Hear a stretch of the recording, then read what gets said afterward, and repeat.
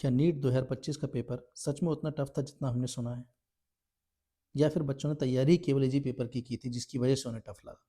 तो आज के इस क्लास में हम डिस्कस करने वाले हैं यही पूरा का पूरा paper.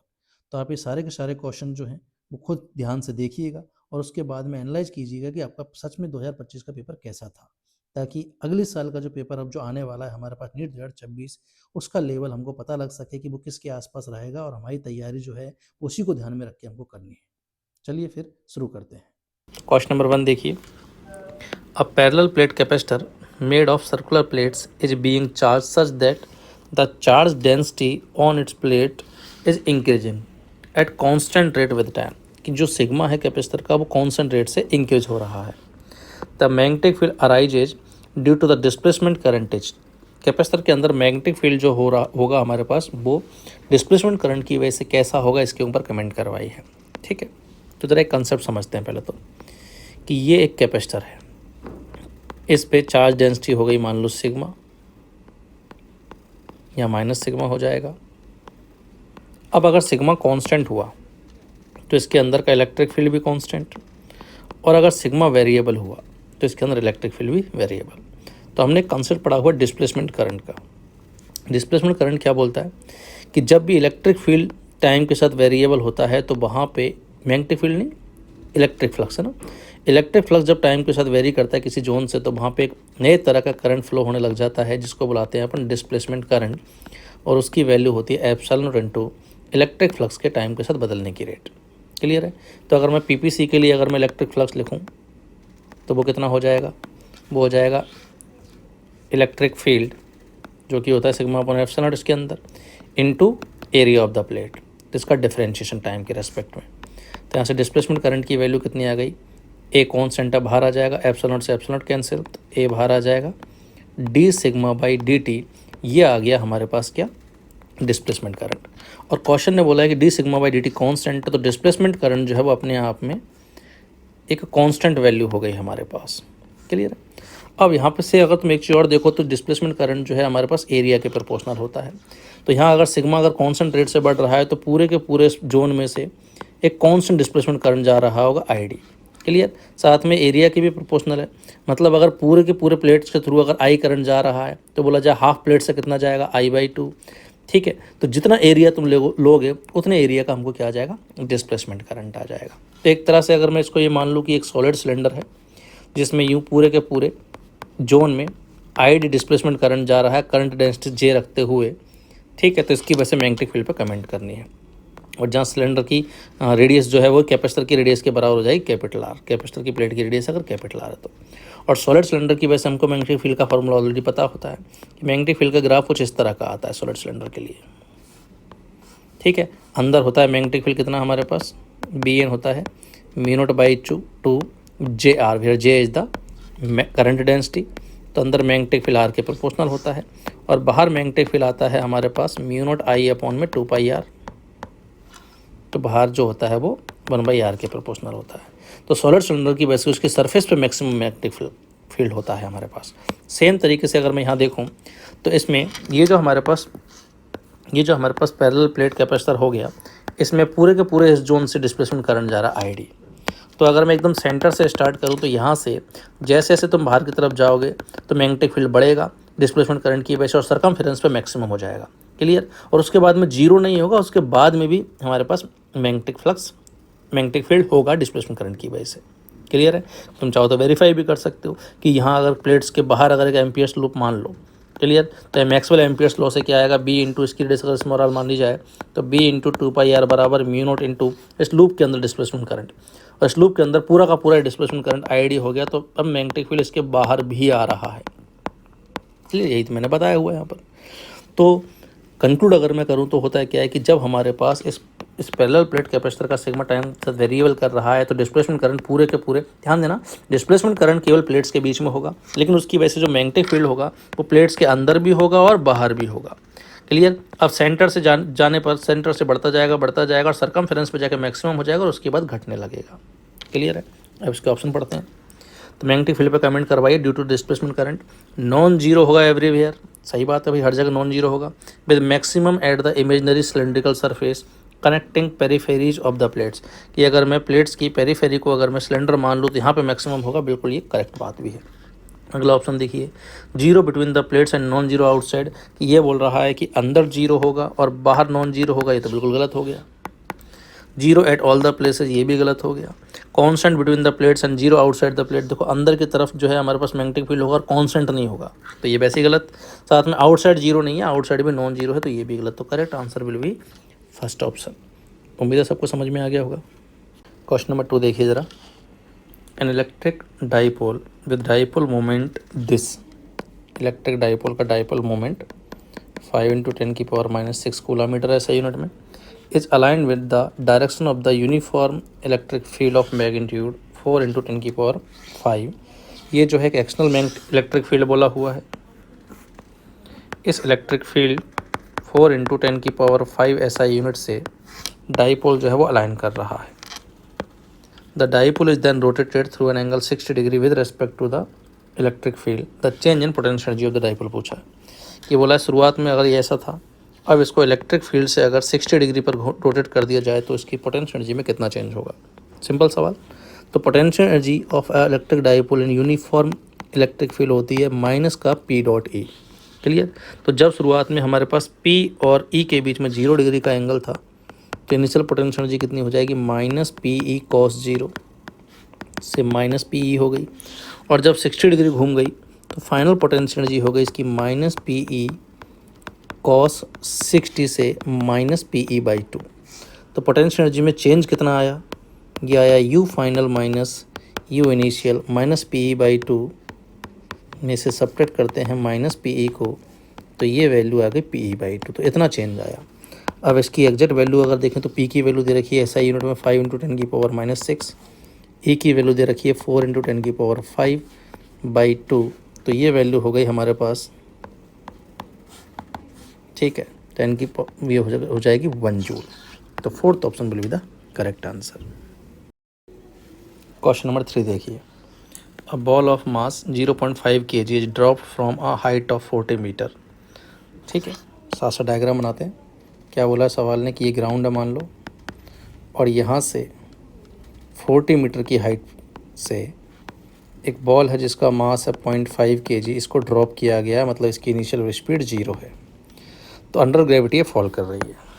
The ball hits the ground and rises to a height of 10 metre. The impulse imparted to the ball during its collision with the ground as, G की वैल्यू 9.8 लेनी है अपन को। ठीक है, वैसे तो ऑप्शन काफ़ी दूर दूर हैं, तो ऐसे में जी की वैल्यू तुम डायरेक्टली 10 भी ले लो तो भी तुम्हारा आंसर नियर अबाउट वेरीफाई हो जाएगा। ठीक है, तो सवाल ने क्या बोला है कि यहाँ से आई और जब ये गिरेगी तो यहाँ टकराएगी, टकराने से जस्ट पहले मान लो इसकी वेलोसिटी v1 है, फिर कॉलिजन के बाद इसकी वेलोसिटी मान लो ऊपर की तरफ v2 हो गई, तो उसके बाद केवल ये 10 मीटर तक ही राइज की है, मतलब अब मैक्सिमम हाइट कितनी है 10 मीटर। इम्पल्स पूछा है, तो इम्पल्स कितना होता है हमारे पास, किस बॉल पे इम्पल्स कितना हो जाएगा उसके चेंज इन मोमेंटम के बराबर, तो m × v final minus v initial. अब तुमसे इम्पल्स पूछा ड्यू टू द कॉलिजन, तो अपन को कॉलिजन की वजह से जो मोमेंटम में चेंज आया वो निकालना पड़ेगा। तो कॉलिजन से जस्ट पहले की वेलोसिटी, कॉलिजन के जस्ट बाद की वेलोसिटी लेनी पड़ेगी अपन को। क्लियर है, क्योंकि डेल्टा इम्पल्स क्या होता है हमारे पास p final minus p initial, तो जिस ड्यूरेशन में ये इम्पल्स लगा है उसी ड्यूरेशन का चेंज इन मोमेंटम अपन को कैलकुलेट करना होता है। ऐसा नहीं कि सर शुरुआत में भी वेलोसिटी 0 थी बाद में भी 0 होगी तो सीधा 0 आंसर दे दो, पहला ऑप्शन वही ये देखो। ठीक है, अब करते हैं जरा सॉल्व। तो पहले तो देखो कॉलिजन से जस्ट पहले वेलोसिटी v1 कितनी हो जाएगी, तो फ्री फॉल का सवाल है, सीधा मैं लगाया था फॉर्मूला √2gh हो जाएगी। तो ये वैल्यू आ गई हमारे पास √80 × g। ठीक है, कॉलिजन के जस्ट बाद में अगर देखो तो ये 10 मीटर तक गया है, तो मैक्सिमम हाइट हो गई 10 मीटर। तो 10 मीटर की वैल्यू रही होगी ग्राउंड टू ग्राउंड 1D में u²/2g। तो यहाँ से v2 की वैल्यू आ गई √20g। क्लियर है, मैं इनके फर्दर मैग्नीट्यूड निकाल लेता हूँ। जी को लगभग 10 प्लेस कर रहे हैं हम, जी को लगभग अगर 10 अगर रख दे तो ये आ जाएगा हमारे पास √800। ठीक है, तो 400 × 2 से 20√2 लिख सकते हो इसको। तो कॉलिजन से जस्ट पहले इसकी जो वेलोसिटी थी वो 20√2 थी डाउनवर्ड, कॉलिजन के जस्ट बाद में इसकी वेलोसिटी हो गई 10√2 अपवर्ड। मोमेंटम वेक्टर क्वांटिटी है तो सब कुछ विद डायरेक्शन रखना पड़ेगा। तो मास कितना है हमारे पास 0.5, कॉलिजन के जस्ट बाद वेलोसिटी है 10√2 जे कैप डायरेक्शन में अपवर्ड, माइनस कॉलिजन से जस्ट पहले वेलोसिटी कितनी है उसकी 20√2, डाउनवर्ड में है तो माइनस जे कैप, तो ये आ गया 0.5 माइनस माइनस प्लस होके टोटल बन गया हमारे पास 30√2 जे कैप, तो ये वैल्यू आ गई 15√2 जे कैप। इतना इम्पल्स लगेगा। फर्दर इसको सिंप्लीफाई करें तो √2 की वैल्यू होती है 1.414, तो मैं लगभग 1.4 ही अगर इसको ले लूँ तो ये वैल्यू आ रही है हमारे पास 21 न्यूटन इंटू सेकेंड। तो third option will be the correct answer. उम्मीद है सब। क्वेश्चन नंबर 4 देखिए ज़रा। The intensity of transmitted light when a polaroid sheet placed between two crossed polaroids at 22.5 degree from the polarization axis of one of the polaroid is where I naught is the intensity of polarized light after passing through first polaroid। ठीक है, Polaroid पे सवाल है। एक बार इसका जरा theory का concept revise करते हैं। तो कॉन्सेप्ट क्या है हमारे पास कि ये मान लो एक पोलराइड है और ये इसका ट्रांसमिशन एक्सिस है। ठीक है, तो जब एक अनपोलराइज लाइट एक पोलराइड से पास होती है तो ऐसे में जो लाइट बाहर निकलती है वो ट्रांसमिशन एक्सिस के पैरेलल जो इलेक्ट्रिक फील्ड के कंपोनेंट्स होते हैं केवल वही पास होती है। और इंटेंसिटी जो है अगर अनपोलराइज लाइट की अगर आई नॉट है तो एक पोलराइड से पास होने के बाद उसकी इंटेंसिटी जस्ट हाफ रह जाती है। ठीक है, इसके बाद अगर ये जो पोलराइज लाइट अब जो बनी है पीपीएल जो अब बनी है इसको फर्दर एक दूसरे पोलराइड से अगर पास कर दिया जाए जिसका ट्रांसमिशन एक्सिस इस पोलराइज लाइट के ट्रांसमिशन एक्सिस के साथ थीटा एंगल बना रहा है, तो अब जो इंटेंसिटी आएगी वो इस पोलराइज लाइट की इंटेंसिटी का फर्दर कॉस स्क्वायर थीटा रह जाता है। क्लियर? इस रिजल्ट को काम में लेके अपने इजीली अभी सवाल को सॉल्व कर सकते हैं। कंक्लूजन क्या है कि जब अनपोलराइज लाइट पोलराइड से पास होगी तो इंटेंसिटी हाफ होगी, लेकिन जब पोलराइज लाइट अगर पोलराइड एक्सिस से अगर पास होगी तो उसमें intensity cos square theta times होती है। अब सवाल समझिए। सवाल ने बोला है कि दो क्रॉस्ड पोलराइड हमारे पास रखे हुए हैं, एक दूसरे से 90 डिग्री के एंगल पर रखे हुए हैं। क्लियर? और इनके बीच में एक और पोलराइड रख दिया थर्ड, इस तरीके से कि ये फर्स्ट वाले के साथ थीटा एंगल बना रहा है जहाँ थीटा की वैल्यू है 22.5 डिग्री। क्लियर? और यहाँ से अनपोलराइज लाइट आई है। अनपोलराइज लाइट जब पहले पोलराइड से पास होगी तो उसकी इंटेंसिटी जस्ट हाफ हो जाएगी और उस हाफ वाली को ही इसने ऑलरेडी आई नॉट बोल रखा है। ठीक है, अब ये वाली लाइट जब हमारे पास दूसरे पोलराइड से पास होगी तो दोनों के ट्रांसमिशन के बीच में ट्रांसमिशन एक्सिस के बीच थीटा एंगल है, तो फर्दर इंटेंसिटी कितनी हो जाएगी आई नॉट कॉस स्क्वायर थीटा रह जाएगी। अब ये थीटा है तो अगले दो के बीच कितना हो जाएगा एंगल 90 माइनस थीटा, क्योंकि वो ऑलरेडी 90 पे रखे हुए थे। क्लियर? तो अब ये जो इंटेंसिटी है फर्दर क्या हो जाएगी अगले थीटा का कॉस स्क्वायर, मतलब अब जो इमर्जिंग लाइट होगी इससे वो दूसरे पोलराइड पे जो इंटेंसिटी आई है उसका भी फर्दर कॉस स्क्वायर थीटा, जब थीटा की वैल्यू 90 माइनस थीटा ले ली इतनी टाइम्स हो जाएगी। तो तीनों पोलराइड से पास होने के बाद जो फाइनल इमर्जिंग इंटेंसिटी मिलेगी वो हमको ये मिलेगी।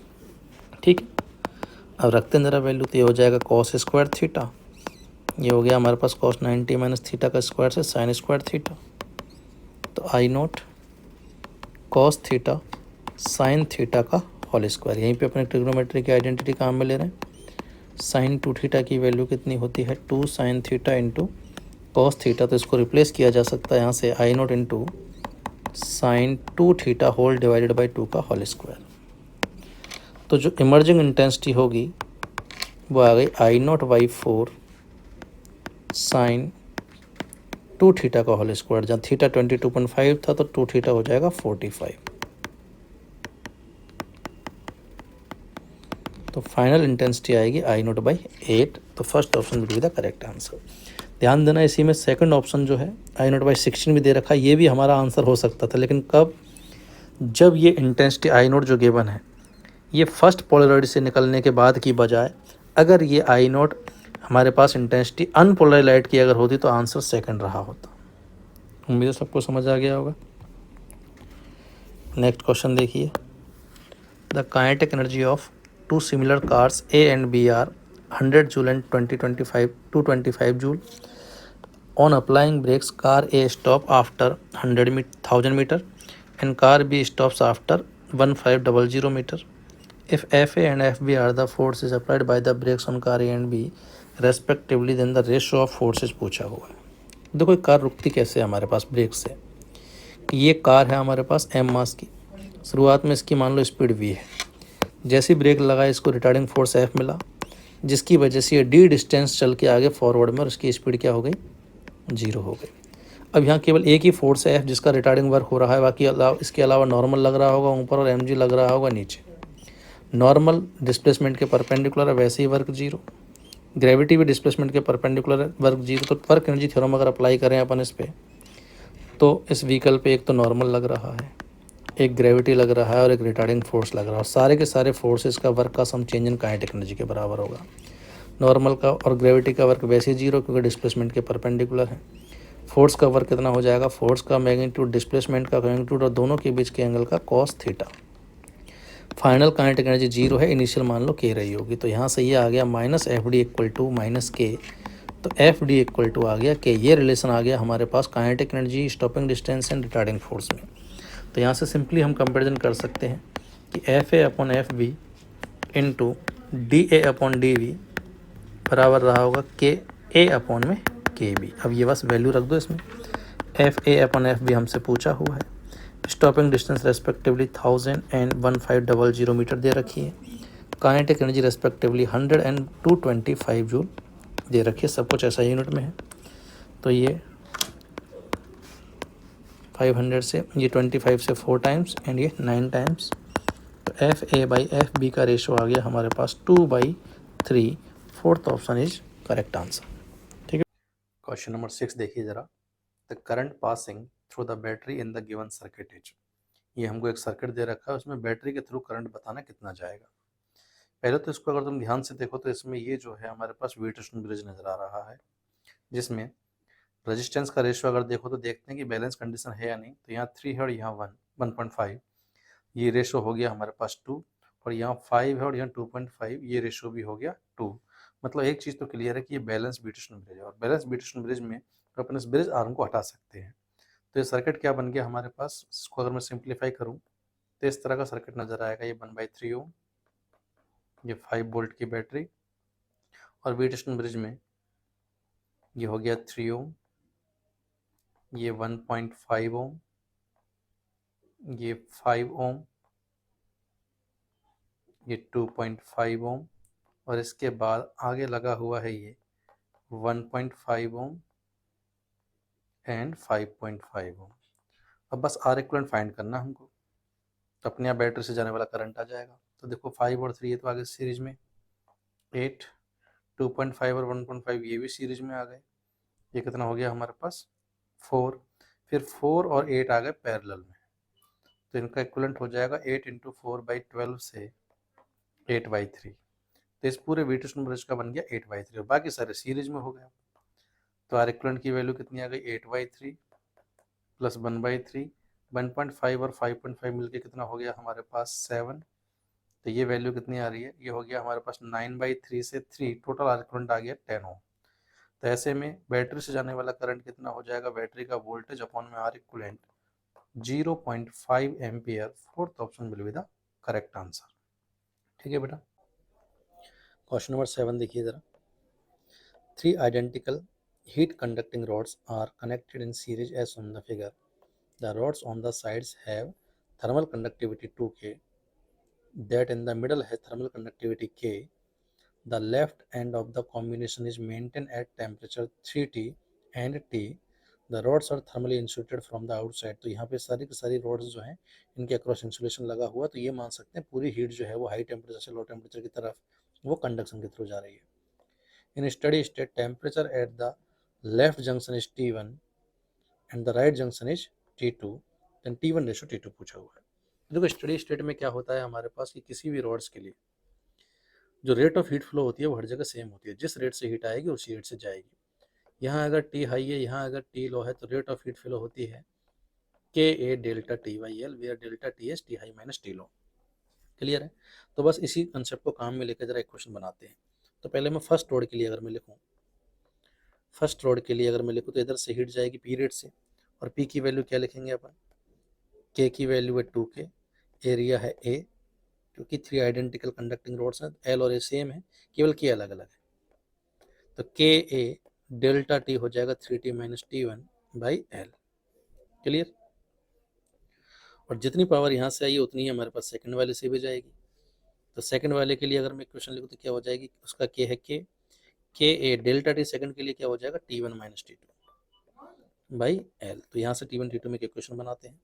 अच्छा, थर्ड के लिए भी अगर मैं लिख दूँ तो इतनी ही पावर थर्ड से भी जाएगी। कितनी जाएगी, 2K, ए की वैल्यू डेल्टा टी कितना हो जाएगा T2 minus T by L. T1 T2 में अपन को रिलेशन फाइंड करना है, रेशो फाइंड करना है, तो यहाँ से दो इक्वेशन बना लेते हैं जरा।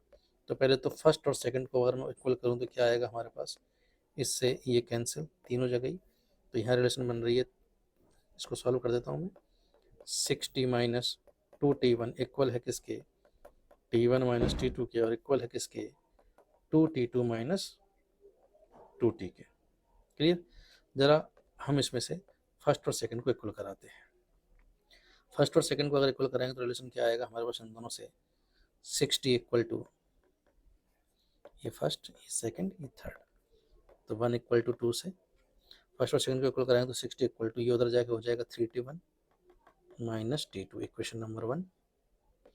इन दोनों को इक्वल कराइए 2 और 3 को, तो ये बन जाएगा हमारे पास, ठीक है, T1 इक्वल टू T2 उधर जाएगा तो 3T2 माइनस 2T, ठीक है, इक्वेशन नंबर 2। T1 T2 दो वेरिएबल इजीली फाइंड किए जा सकते हैं यहाँ से। तो T1 की वैल्यू जरा हमारे पास रिप्लेस कर दीजिए फर्स्ट में, तो 6T इक्वल टू T1 यहाँ रखेंगे फर्स्ट में, तो ये बन जाएगा हमारे पास 9T2 माइनस 6T। तो इक्वेशन क्या आ गई हमारे पास, 12T इक्वल टू 8T2, तो यहाँ से T2 की वैल्यू आ गई हमारे पास 3T बाई 2। T1 की वैल्यू सेकंड इक्वेशन से लिखते हैं जरा, इसमें T2 की वैल्यू रखो, तो 3 into 3T by 2 minus 2T। तो टेम्परेचर ऑफ T1 कितना आ गया हमारे पास, ये हो गया 9 बाई 2 माइनस 2 से 9 बाई 2 माइनस 2, तो ये हो गया हमारे पास 5T बाई 2। तो T1 T2 दोनों आ चुके हैं, हमसे रेशो पूछा T1 रेशो T2 का, तो T1 रेशो T2 साफ साफ नज़र आ रहा है अपन को, T1 की वैल्यू है 5T बाई 2, T2 की वैल्यू है 3T बाई 2, तो रेशो इज 5 रेशो 3। तो correct answer is first option. Question number 8 देखिए जरा। In an oscillating spring mass system, a spring is connected to a box filled with its sand. As the box oscillates, sand leaks slowly out of the box. ठीक है, slowly out of the box vertically, so that the average frequency omega t and average amplitude at of the system changes with time as the given figures. Which one of the following option schematically depicts these changes correctly? कौन सा omega और amplitude के change को correct बताएगा। तो देखो सवाल में क्या हो रहा है कि ये हमारे पास मान लो कोई स्प्रिंग है और इसके साथ एक सैंड का जो बॉक्स है वो कनेक्टेड है। अब इससे लगातार किसी टाइम पे मान लो अपनी मीन पोजीशन से एक्स डिस्प्लेसमेंट पर है, इसकी स्पीड है वी, तो इसमें से सेक्स जो हमारे पास सैंड जो है वो रिलीज होती जा रही है। ठीक है, मान लो इसमें से थोड़ी सी सैंड जो है वो हमारे पास स्मॉल एम मास रिलीज हो गई, तो इसका mass capital M minus small M होता जाएगा। इस टाइम इसकी स्पीड अगर वी है तो सैंड की रिलीज स्पीड भी कितनी हो जाएगी हमारे पास, वी हो जाएगी। ठीक है, तो रियलिटी में डैम्पिंग नहीं, कोई एनर्जी डिसिपेटिंग फोर्स नहीं आ रहा, ये वेरिएबल मास प्रॉब्लम है। क्लियर। तो हमारे पास जो सिस्टम एसएचएम कर रहा है उसका क्या हो रहा है, हमारे पास मास जो है वो कम हो रहा है। क्लियर। साथ में कुछ इसकी एनर्जी वो जो सैंड इससे रिलीज हो रही है वो भी लेके जा रही है, तो total energy of the SHM भी यहाँ पे क्या होती जाएगी, कम होती जाएगी। ऐसे में हमको ओमेगा और एम्पलीट्यूड का वेरिएशन बता रहा है। क्लियर है। तो ऐसे में हमारे पास इस एसएचएम के लिए देखो यहाँ डैम्पिंग वाले फॉर्मूले नहीं लगेंगे, क्योंकि यहाँ कोई एनर्जी डिसिपेटिंग फोर्स है ही नहीं, सिंपल एसएचएम वाले फॉर्मूले लगाएंगे, बस मास को वेरी करवाना है। क्लियर है। तो हमारे पास नेचुरल फ्रीक्वेंसी क्या होती है हमारे पास एसएचएम की, वो होती है √k/m। एम वो मास है जो एसएचएम कर रहा है। अब के पे तो कोई फर्क नहीं पड़ा, बट ओमेगा मास लगातार कम होता जाएगा, ऐसे में ओमेगा लगातार बढ़ता जाएगा। तो ओमेगा जो है हमारे पास वो लगातार बढ़ता हुआ नजर आएगा, ओमेगा का ग्राफ कुछ ऐसा आना चाहिए। यही मैं एम्पलीट्यूड की अगर बात करूँ तो एनर्जी ऑफ एसएचएम कितनी हो जाएगी, हाफ के इंटू एम्पलीट्यूड का स्क्वायर। क्लियर है। अब टोटल एनर्जी कम हो रही है तो पक्का एम्पलीट्यूड भी क्या होता जाएगा, कम होता जाएगा। तो एम्पलीट्यूड का ग्राफ ऐसा बनेगा कि एम्पलीट्यूड टाइम के साथ रिड्यूसिंग नेचर का होगा। तो ऐसा कौन सा ऑप्शन है, देखो फर्स्ट में दोनों इंक्रीज हो रहे हैं, गलत हो गया। सेकंड में ओमेगा दोनों डिक्रीज हो रहे हैं, ये भी गलत हो गया। ओमेगा बढ़ना चाहिए, एम्पलीट्यूड घटना चाहिए।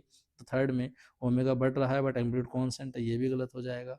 फोर्थ में ओमेगा बढ़ रहा है और एम्पलीट्यूड घट रहा है, तो yes fourth option will be the correct answer. Question number 9 देखिए ज़रा। A B is a part of an electric circuit in figure. The potential difference VA minus VB at the instant when current is I equal to 2 ampere and is increasing at a rate of 1 ampere per second. Potential difference बताना है। हल्का सा मैं concept अगर recall कराऊँ तो अगर battery है हमारे पास, तो बैटरी की देखो हमको पोलैरिटी साफ साफ दिख जाती है। तो अगर तुम हाई से लो की तरफ जाओगे तो वोल्टेज उसके भी EMF के बराबर वोल्टेज से घटेगा, और लो से हाई की तरफ जाओगे तो बढ़ जाएगा। तो यहाँ तो ज़्यादा सोचने की ज़रूरत नहीं है। यहीं अगर मैं बात करूँ रजिस्टर के लिए, तो रजिस्टर में अगर हमारे पास करंट की डायरेक्शन में जाया जाए तो IR का ड्रॉप आता है। तो करंट की डायरेक्शन में अगर तुम जाओगे तो IR वोल्टेज का ड्रॉप आएगा, करंट के अपोजिट में आओगे तो IR वोल्टेज का इंक्रीमेंट आएगा। यहीं अगर मैं इंडक्टर के लिए अगर बात करूँ तो इंडक्टर हमेशा करंट के बदलाव का अपोज करता है, DI/dt का अपोज करता है। तो ऐसे में करंट की डायरेक्शन में अगर मैं जाऊँ तो वहाँ -L/DI/dt के हिसाब से वोल्टेज ड्रॉप लिखेंगे अपन। क्लियर है। और अगर उसके अपोजिट में आओगे करंट के तो प्लस का L/DI/dt लिखेंगे। बस इसी कंसेप्ट को काम में लेकर जरा वोल्टेज ड्रॉप लिखते हैं। तो मैं करंट की डायरेक्शन में पॉइंट ए से स्टार्ट करता हूँ, तो ए का वोल्टेज है हमारे पास V है। अब करंट की डायरेक्शन में जा रहे हो तो इंडक्टर के लिए लिखोगे -L/DI/dt। क्लियर। बैटरी में हाई से लो की तरफ जा रहे हो तो 5 वोल्ट रिड्यूस हो जाएगा। करंट की डायरेक्शन में जा रहे हो रेजिस्टेंस में, तो हाई से लो की तरफ जा रहे हो तो I/R से वोल्टेज ड्रॉप होके और ये सारा वोल्टेज V के बराबर हो जाएगा। और वैल्यू रखते हैं, L की वैल्यू है 1 हेनरी का, DI/dt कितना है, करंट 2 है बट इसके बदलने की रेट है 1 एम्पियर पर सेकंड, वो भी इंक्रीज है। तो ऐसे में रेट ली जाएगी प्लस का 1 एम्पियर पर सेकंड। -5 बराबर -I की वैल्यू कितनी है 2, R बराबर B। तो यहाँ से कितना आ गया VA -1 -5 -4 इक्वल टू B। तो VA VB की वैल्यू यहाँ से साफ साफ नज़र आ रही है हमको, कितनी आ जाएगी 10 वोल्ट। तो correct option is second option. ठीक है बेटा। क्वेश्चन नंबर 10 देखिए ज़रा। A particle of mass m is moving around the origin with a constant force pulling it toward the origin. कि हमारे पास एक पार्टिकल जो है वो एक ऐसे पार्टिकल की एक पार्टिकल जो है, मान लो उसका कुछ मास है m और वो ओरिजिन O की तरफ लगातार सर्कल में घूम रहा है एक कांस्टेंट फोर्स F की वजह से। ठीक है, F का मैग्नीट्यूड जहाँ कांस्टेंट है ना। ठीक है। अब देखो एक चीज़ यहाँ पे हल्की सी कॉन्ट्राडिक्टिंग लगेगी आपको कि अगर फोर्स कांस्टेंट है तो उसको सर्कल में कैसे घुमा सकता है। Definitely force constant force circle में नहीं घुमा सकता। तो यहाँ पे जो कांस्टेंट फोर्स जो है ना, ये इसके मैग्नीट्यूड को बोलना चाह रहा होगा डेफिनेटली। ठीक है क्या। एक यूनिफॉर्म फोर्स के बस की बात है ही नहीं कि वो सर्कल में घुमा दे। यहाँ वो कांस्टेंट फोर्स मतलब केवल मैग्नीट्यूड कांस्टेंट बोलना चाह रहा होगा। ठीक है, अदरवाइज सवाल की लैंग्वेज ही गलत रहेगी। आगे क्या बोला है, if Bohr model is use to describe its motion. बोला है कि बोर मॉडल वैलिड है। अब बोर मॉडल की क्या कहानी होती है कि अगर सर्कल में घूम रहा है तो उसमें उसका एंगुलर मोमेंटम क्या होता है, हमारे पास क्वांटाइज होता है, NH/2π होता है। ठीक है। आगे क्या बोला है, the radius of nth orbit of the particle and speed v of the orbit depends on n। ठीक है, v और r के बारे में पूछा है कि किस तरीके से डिपेंड करेंगे। तो यहाँ डायरेक्टली वो फॉर्मूले नहीं लगेंगे जो हमने एटम में पढ़ रखे हैं। क्लियर है। यहाँ अपन को फिर से फॉर्मूले निकालने पड़ेंगे। तो पहले तो देखता हूँ यहाँ f जो है वो सेंट्रीपिटल दे रहा होगा, तो f की वैल्यू हो जाएगी mv²/r। एक इक्वेशन तो यहाँ से आ गई और एक इक्वेशन यहाँ से हो गई। तो यहाँ से r और b में रिलेशन निकालना है, वो भी प्रोपोर्शनलिटी। तो आप पहले इक्वेशन से r की वैल्यू निकाल के दूसरी में रख दो। तो पहले इक्वेशन से r की वैल्यू कितनी आ जाएगी mv²/f।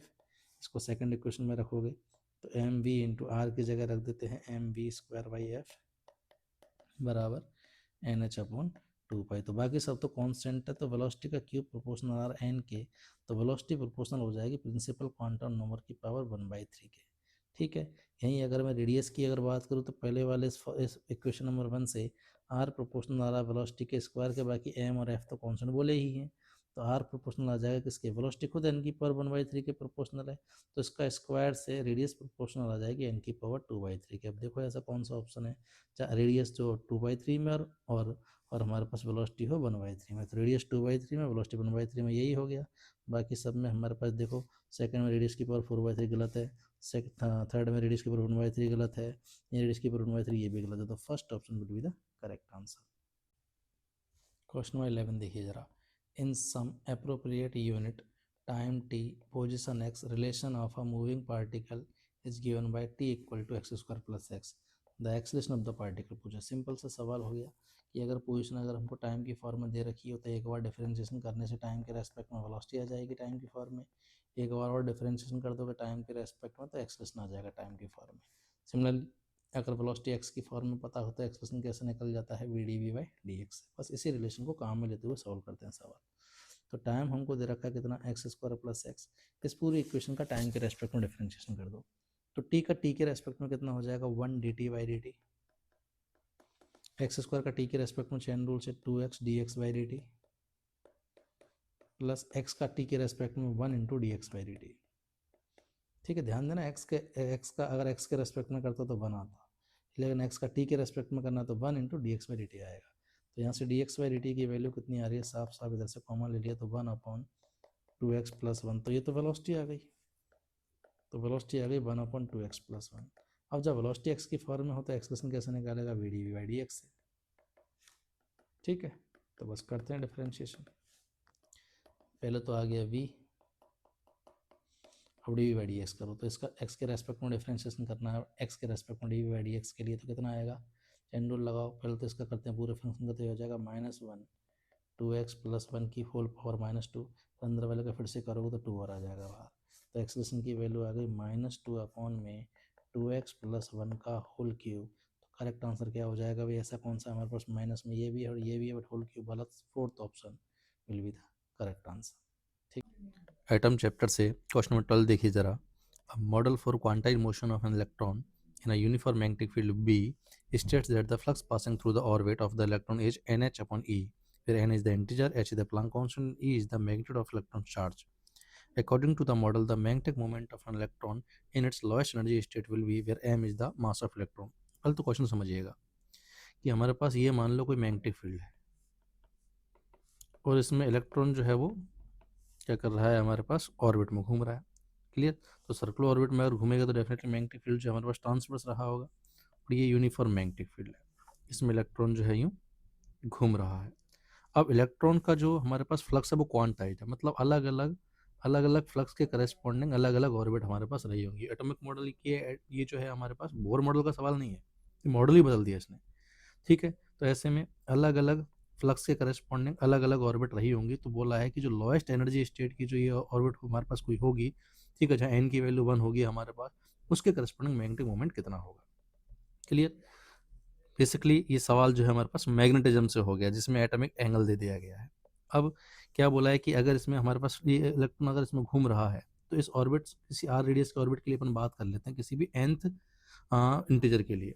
तो इस इलेक्ट्रॉन के लिए हमारे पास इससे जाने वाला फ्लक्स कितना हो जाएगा, इस ऑर्बिट के लिए फ्लक्स कितना हो जाएगा, b इंटू इस ऑर्बिट का area. Clear, b into area, और ये कितना दे रखा है हमको, NH अपॉन ई। हमको फाइंड करना है मैग्नेटिक मोमेंट। तो मैं क्या कर लेता हूँ, इस इलेक्ट्रॉन जो हमारे पास अगर एंटी क्लॉकवाइज घूम रहा है तो इसमें एवरेज करंट मान लेता हूँ क्लॉकवाइज में घूमता हुआ। क्लियर है, और इसका एवरेज करंट कितना लिखा जा सकता है, ये हो जाएगा चार्ज फ्लोन अपॉन में टाइम पीरियड।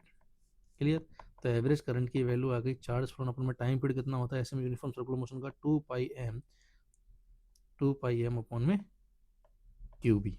क्लियर, तो एवरेज करंट आ गया, और एवरेज करंट अगर ये आ गया तो इस लूप का मैग्नेटिक मोमेंट कितना हो जाएगा हमारे पास, आई एवरेज इंटू एरिया। अब सिंपली आप एरिया की वैल्यू यहाँ से रिप्लेस कर दो, आई एवरेज की वैल्यू है E into EB by 2πm, area की वैल्यू यहाँ से आ जाएगी NH अपॉन EB, तो ये EB कैंसिल, मैग्नेटिक मोमेंट की वैल्यू किसी भी nth ऑर्बिट के लिए ये आ जाएगी NEH अपॉन 2πm।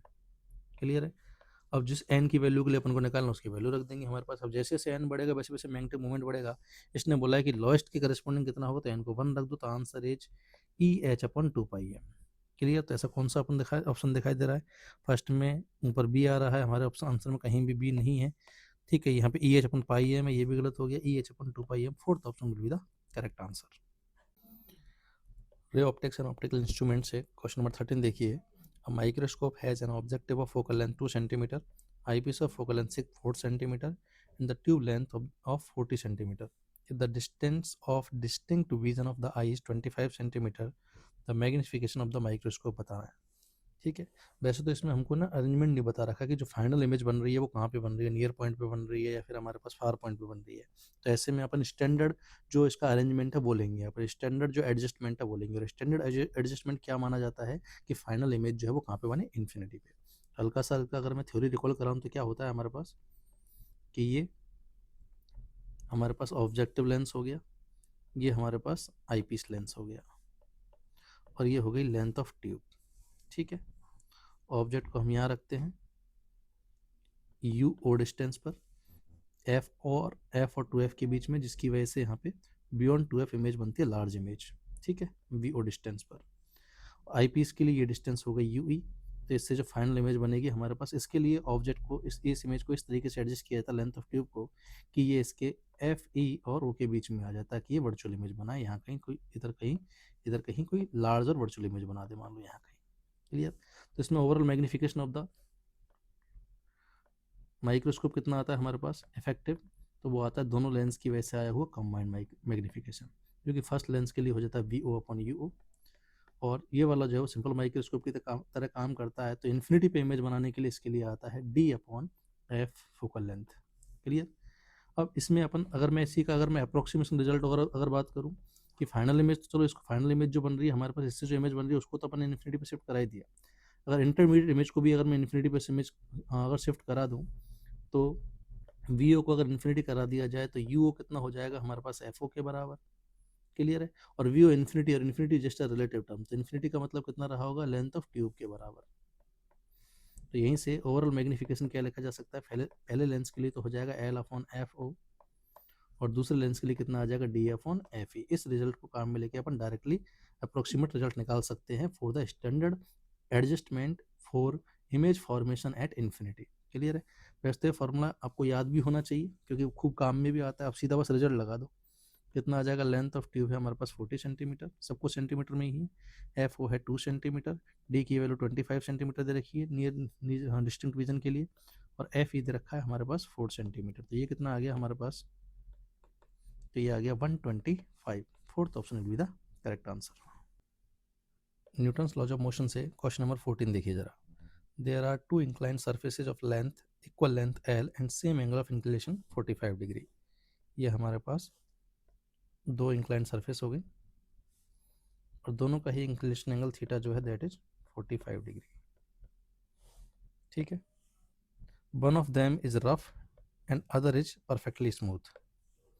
ये जो है हमारे पास रफ है और ये है मान लो स्मूथ. आगे क्या बोला है, a given body takes 2 times as much time to slide down on the rough surface than on the smooth surface. The coefficient of the friction mu k between the object and the rough surface is close to.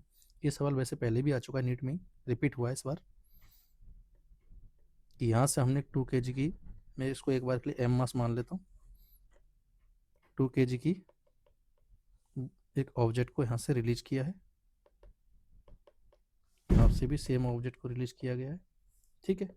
और smooth surface पर जब ये पहुंची है, मान लो इसको bottom तक पहुंचने में टी टाइम लगा है, तो रफ सरफेस में लगा है ट्वाइस ऑफ टाइम, 2t लगा है. तो पूछा है कि म्यू कितना होगा. सिंपल सवाल कि जब देखो स्मूथ सरफेस पे ये इसको रिलीज करेंगे तो इनिशियल वेलोसिटी तो जीरो है, तो इसमें ग्रेविटी का इधर कंपोनेंट आएगा एम जी साइन थीटा. ठीक है. जिसकी वजह से इसको इधर एक्सीलरेशन मिलेगा कितना, जी साइन थीटा. और ये बॉटम तक पहुंचेगा. मैं मान लेता हूँ ये लेंथ एल है, अलग दे ही रखी है क्वेश्चन ने. लेकिन जब ये रफ सरफेस पे नीचे स्लाइड करेगा तो क्या होगा, नीचे तो लग रहा होगा एम जी साइन थीटा, और पीछे इसकी स्लाइडिंग को अपोज करने के लिए काइनेटिक लग रहा होगा कितना, म्यू के इंटू नॉर्मल, और यहाँ पे नॉर्मल की value M G cos theta के बराबर हो जाएगी. तो म्यू के into M G cos theta. तो इस केस में जो एक्सीलरेशन आएगा इधर ए फ्रिक्शन के केस में, वो कितना आ जाएगा, net driving force along the inclined plane downward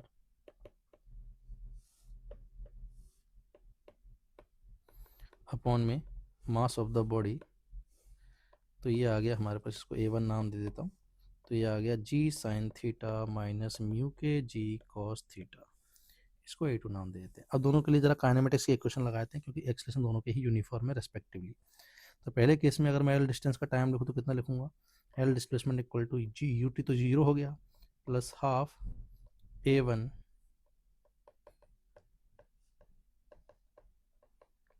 into two t का स्क्वायर। दूसरे केस में सेम डिस्प्लेसमेंट के लिए टाइम कितना होगा, L equal to u t तो यहाँ भी जीरो हो गया, half g sine theta into t square. ठीक है, अब दो थीटा की वैल्यू हमारे पास 45 है, तो कॉस 45 लिखो चाहे साइन 45 लिखो, दोनों बराबर ही आने वाले हैं। इक्वेशन 1 और 2 को जरा इक्वल कर दीजिए क्योंकि दोनों ही एल की वैल्यू को बता रही है। तो कितना आ जाएगा ये हमारे पास, ये आ जाएगा फर्स्ट इक्वेशन से हाफ, मैं थीटा की वैल्यू भी रख रहा हूँ और उससे कॉमन ले रहा हूँ, तो g y root two 1 minus mu के इंटू 4t स्क्वायर, और सेकंड इक्वेशन से आएगा ये half g y root two into t square. ठीक है, तो g y root two cancel, half cancel, t square cancel, तो ये वैल्यू आ गई, इसको यहाँ लिख रहा हूँ 1 माइनस म्यू के इक्वल टू 1/4। तो यहाँ से म्यू के की वैल्यू आ गई 3/4 मीन्स 0.75। तो second option is the correct answer. Semiconductor material से क्वेश्चन नंबर 15 देखिए, a full wave rectifier circuit with diode D1 and D2 are shown in the figure. If input supply voltage is Vn equal to 220 sin 100 pi t volt, then at t equal to 15 millisecond D1 D2 की biasing अपन को बतानी है। ठीक है, तो अगर मैं at T equal to 15 second, अगर मैं 15 मिलीसेकेंड अगर वोल्टेज अगर निकालूँ तो कितना आ रहा है, 220 साइन 100 पाई 15 इंटू 10 की पावर -3, तो ये वैल्यू आ रही है हमारे पास 3π/2 से -220। मतलब अगर t इक्वल टू जीरो पे अगर पोलरिटी पॉजिटिव है, t इक्वल टू जीरो के जस्ट बाद अगर पोलरिटी अगर पॉजिटिव है तो 15 मिलीसेकेंड पे ये नेगेटिव हो गई है। ठीक है, अब सवाल में हमसे बोला है कि इस टाइम पे D1 D2 फॉरवर्ड होंगे रिवर्स होंगे। तो देखो इनिशियल पोलरिटी हमको नहीं दे रखी कि इनिशियल रेफरेंस क्या मानना है। अगर मान लो मैं इस पॉइंट को हाई पोटेंशियल पे मानूँ और इसको लो पे मानूँ शुरुआत में, तो 15 मिलीसेकेंड के बाद में इनकी पोलरिटी क्या हो चुकी होगी, ये माइनस हो चुका होगा और ये प्लस हो चुका होगा। दोनों पॉसिबिलिटी बता रहा हूँ जरा मैं, कि अगर मैं t इक्वल टू जीरो पर इसको हाई पे मानता हूँ और इसको लो पे। दूसरी पॉसिबिलिटी कि t इक्वल टू जीरो पर इसको लो पे मानता हूँ और इसको हाई पे, तो 15 मिलीसेकेंड पे क्या होगा, पोलरिटी बदल चुकी है, तो ऐसे में ये हो जाएगा माइनस और ये हो जाएगा प्लस।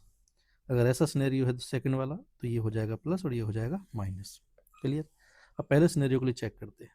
पहले सिनेरियो में हमारे पास ये डायोड जो है D2, उसका P वाला टर्मिनल हाई पोटेंशियल पे, तो ये तो हो गया फॉरवर्ड और ये हो जाएगा हमारे पास रिवर्स।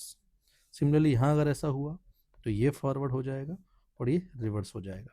तो जब तक इनिशियल रेफरेंस अगर हमको नहीं दे रहा है कि रेफरेंस में अपन को शुरुआत में किसको प्लस मानना है, तो हम श्योर से नहीं कह पाएंगे कि कौन सा रिवर्स में होगा कौन सा फॉरवर्ड में होगा। अगर इनिशियली हमारे पास ये ए टर्मिनल जो है अगर हाई पोटेंशियल पे होगा तो मैं कहूँगा D1 रिवर्स में है और D2 फॉरवर्ड में है, और अगर इनिशियली ए हमारे पास लो पोटेंशियल पे होगा तो मैं कहूँगा D1 फॉरवर्ड में है और D2 हमारे पास रिवर्स में है। तो दोनों ही पॉसिबिलिटी है।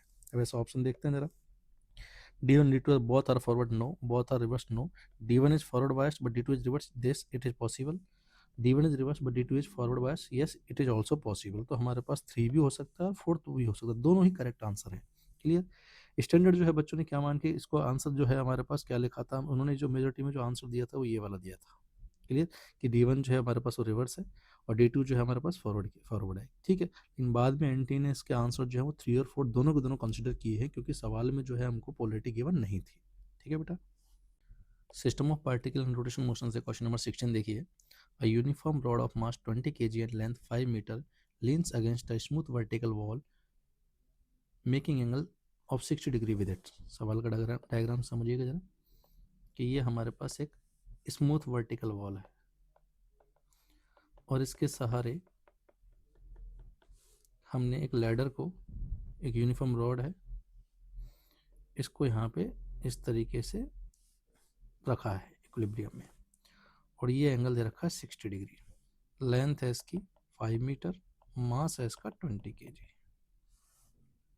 आगे क्या बोला है, the other and rest on the rough horizontal floor the friction force that the floor exhaust on the road कितना होगा, जी की वैल्यू 10 लेनी है कि ये जो फ्लोर है हमारे पास ये रफ है क्लियर, और यहाँ पे रखी हुई है मतलब इक्विलिब्रियम है, तो यहाँ फ्रिक्शन कितना लगेगा ये पूछा है। तो इक्विलिब्रियम के लिए जरा इसका पहले तो एबीडी बनाते हैं। तो यहाँ पे सेंटर ऑफ ग्रेविटी पे नीचे लग रहा होगा mg क्लियर, ये जो वॉल है इस पर नॉर्मल लगा रही होगी इधर n1, ग्राउंड लगा रहा होगा n2 क्लियर।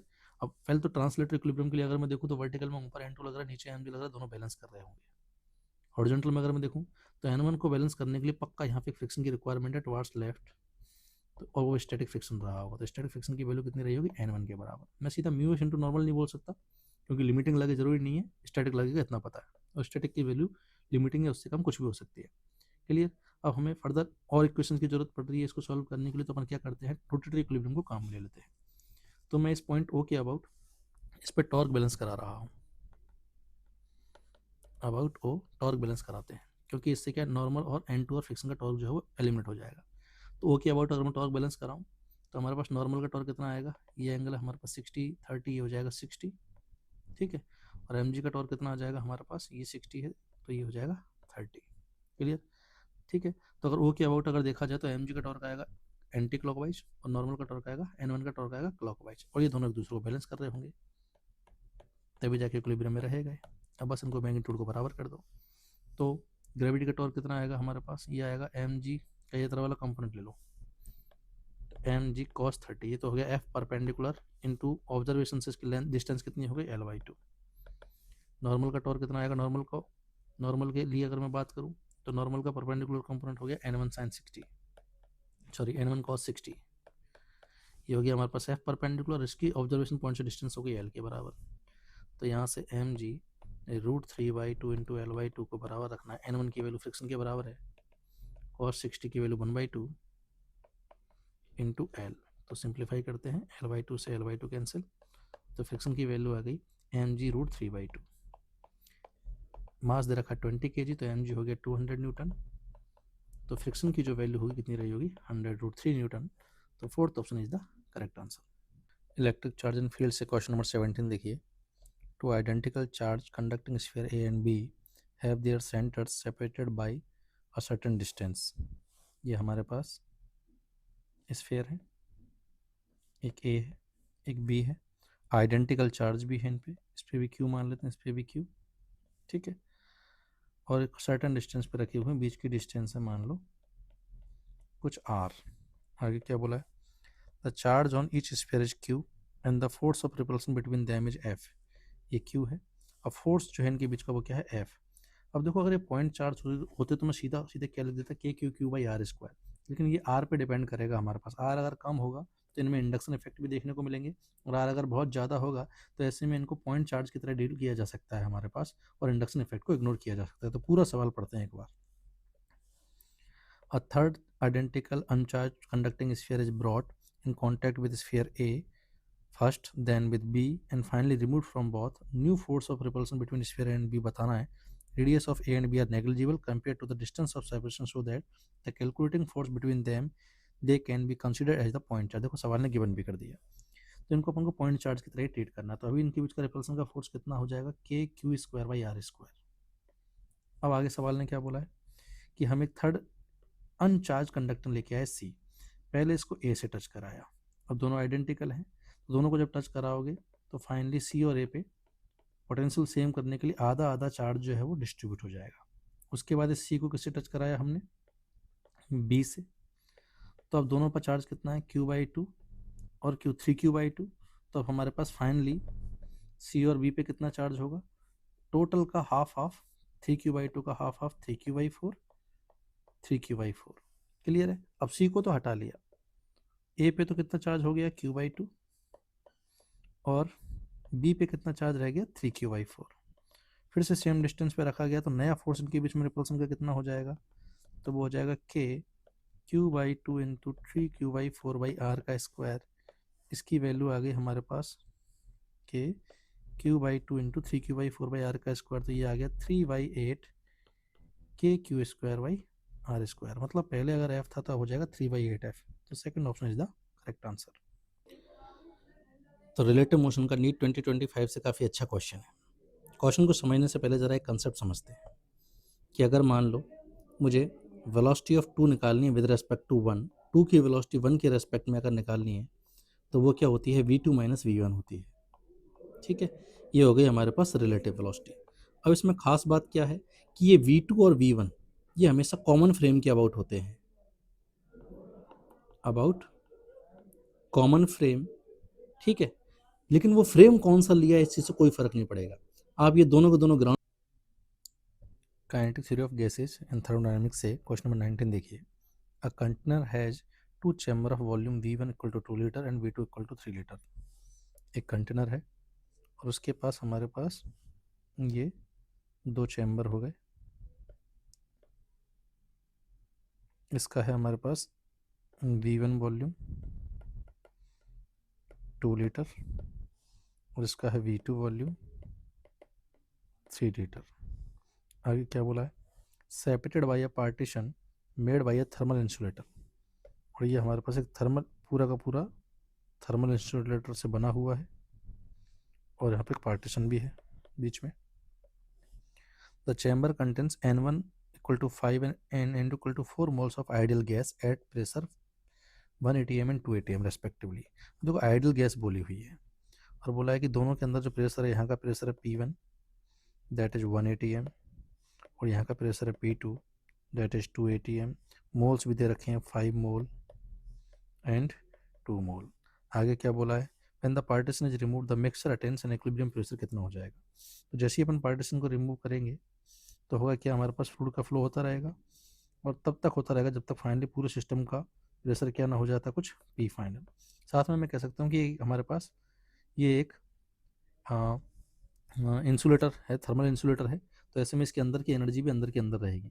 अब यहाँ पे हमारे पास किसी भी कोई भी दीवारें जो है वो फिक्स हैं तो उन पर पी डी बी वर्क तो जीरो हो जाएगा। वर्क जीरो हो गया, work done by gas, clear. Heat का एक्शन जीरो हो जाएगा सराउंडिंग के साथ, तो डेल्टा यू भी क्या हो जाएगा, जीरो। मतलब इसके अंदर की इंडो एनर्जी जो है वो सेम रहेगी, क्लियर। तो मैं बस एनर्जी कंजर्वेशन लगाने वाला हूँ। पहले पूरे सिस्टम की एनर्जी कितनी थी, ठीक है। इंटरनल एनर्जी कैसे लिखते हैं अपन, F/2 PV भी लिख सकते हो, यार F is the degree of freedom, या पीवी की जगह एनआरटी भी लिख सकते हो। फिलहाल मेरे को पीवी पता है तो मैं पीवी वाली टर्म्स काम में ले रहा हूँ। और आइडियल गैस बोली हुई है दोनों के दोनों, तो ऐसे में उनको मैं सेम डिग्री ऑफ फ्रीडम की एफ कंसिडर करना पड़ूंगा, अदरवाइज इसका सवाल ही सॉल्व नहीं होगा हमारे पास, ठीक है।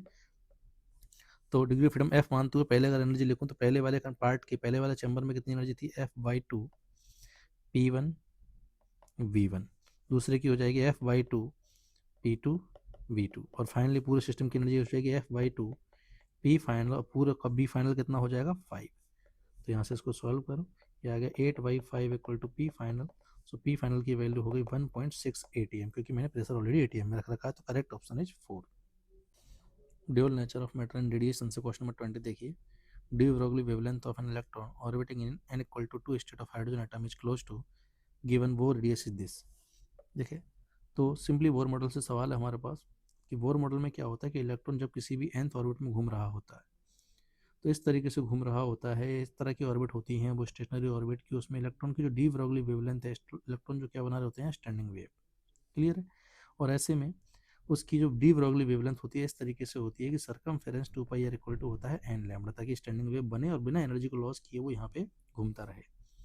तो यहाँ से किसी भी nth ऑर्बिट के लिए डी ब्रोगली वेवलेंथ की वैल्यू आ जाएगी 2π/n इंटू उसकी रेडियस। और रेडियस को क्या लिख सकता हूँ मैं, n² इंटू ग्राउंड स्टेट की रेडियस। तो यहाँ से किसी भी ऑर्बिट के लिए जो डी ब्रोगली वेवलेंथ है वो कितनी आ गई, 2π/Zn इंटू a0। अब बस रख दो वैल्यू। फिलहाल हमसे हाइड्रोजन के लिए पूछा है और वो भी n इक्वल टू 2 के लिए, तो लैम्डा 2 कितना हो जाएगा, 2π, Z की वैल्यू 1, n की वैल्यू 2 और ये रखा 0.052 नैनोमीटर। सॉल्व करते हैं इसे तो करेक्ट आंसर आ जाएगा 0.67 nanometre. Fourth option is the correct answer. Question number 21 देखिए ज़रा, ऑल्टरनेटिंग करंट से। To an AC power supply of 220 volt and 50 hertz, a resistor of 20 ohm, a capacitor of reactance 25 ohm, and inductor of reactance 45 ohm are connected in series. The corresponding current in the circuit and the phase angle between the current and voltage कितना होगा। तो पहले तो ज़रा circuit draw कर लेते हैं कि हमारे पास एक सीरीज RLC सर्किट है जिसमें R की वैल्यू है 20 ओम, कैपेसिटर की रिएक्टेंस दे रखी है डायरेक्ट 25 ओम, इंडक्टर की भी रिएक्टेंस दे रखी है 45 ओम। और सप्लाई जो है हमारे पास वो 220 वोल्ट, कुछ भी नहीं बोला तो बाय डिफ़ॉल्ट आरएमएस वैल्यू मानेंगे इसे, 220 वोल्ट और 50 हर्ट्ज की है। अब आपसे पूछा क्या है कि एक तो करंट बताइए, तो पहले तो इसके लिए मैं इम्पीडेंस फाइंड कर लूँ। जेड कितना हो जाएगा, under root of R square plus XL minus XC का स्क्वायर। तो ये कितना आ गया 20 का स्क्वायर, और XL minus XC net reactance भी कितनी बन रही है हमारे पास, ये भी कितनी बन रही है 20 ओम। तो ये इसका रिजल्ट तो काफ़ी हद तक आरएल जैसा ही आएगा, क्योंकि नेट रिएक्टेंस इंडक्टिव आ गई 20 और रेजिस्टेंस भी कितना है 20। तो जेड तो सीधा ही आ गया, इसको सॉल्व करने के लिए इतना क्या करना, कितना आ गया हमारे पास 20 का स्क्वायर प्लस 20 के स्क्वायर से 20√2 आ गया जेड। तो यहाँ से करंट की कोई भी वैल्यू, कौन सी वैल्यू पूछी है, the corresponding current in the circuit, कुछ नहीं बोला तो बाय डिफॉल्ट सर्किट में आरएमएस करंट फाइंड करेंगे अपन। तो आरएमएस करंट की वैल्यू कितनी आ जाएगी, V R M S by Z. V R M S है 220, जेड की वैल्यू है 20√2, तो ये आ गया हमारे पास 11/√2, और 1/√2 होता नियर अबाउट 0.7, तो ये वैल्यू आएगी 7.7 एम्पियर के अराउंड। तो यहाँ 7.8 एम्पियर इसमें भी है और इसमें भी है। अब आगे क्या पूछा है, phase angle between current end voltage. तो करंट और वोल्टेज के लिए अगर बात करें तो देखो आर की वैल्यू है 20 और नेट रिएक्टेंस आई है वो इंडक्टिव आई है हमारे पास, वो भी 20 ओम। तो अगर आर और एक्स अगर फेजर बनाए इम्पीडेंस का अपन, तो आर की वैल्यू 20 है, नेट रिएक्टेंस इंडक्टिव हो जाएगी 20 ओम, ठीक है। तो जेड जो आएगा हमारे पास रेजिस्टेंस को लीड करने वाला आएगा 45 से एग्जैक्टली बीच में। और जिधर जेड है हमारे पास उधर ही नेट वोल्टेज होगा, और आर की डायरेक्शन में करंट हो गया, तो वोल्टेज जो है वो करंट को 45 डिग्री से लीड करेगा।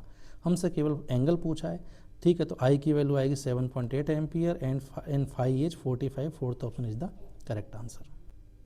Dual nature of matter in addition से क्वेश्चन देखिए, which of the following option represent the variation of photo electric current with property of light shown in the X axis. तो photo electric current का हमारे पास intensity of light और साथ में frequency के साथ वेरिएशन पूछा है, तो सीधा सीधा रिजल्ट ही हो गया। तो देखो फोटो इलेक्ट्रिक जो करंट होता है हमारे पास, फोटो करंट की जो वैल्यू है वो बेसिकली डिपेंड करती है नंबर ऑफ फोटोन्स फॉलिंग पर सेकेंड। इसको बोल सकते हो इंटेंसिटी पे। इंटेंसिटी ऑफ लाइट के डायरेक्टली प्रोपोर्शनल होती है, और फ्रीक्वेंसी से इसका कोई लेना देना नहीं है, फ्रीक्वेंसी से इस पर कोई फ़र्क नहीं पड़ेगा।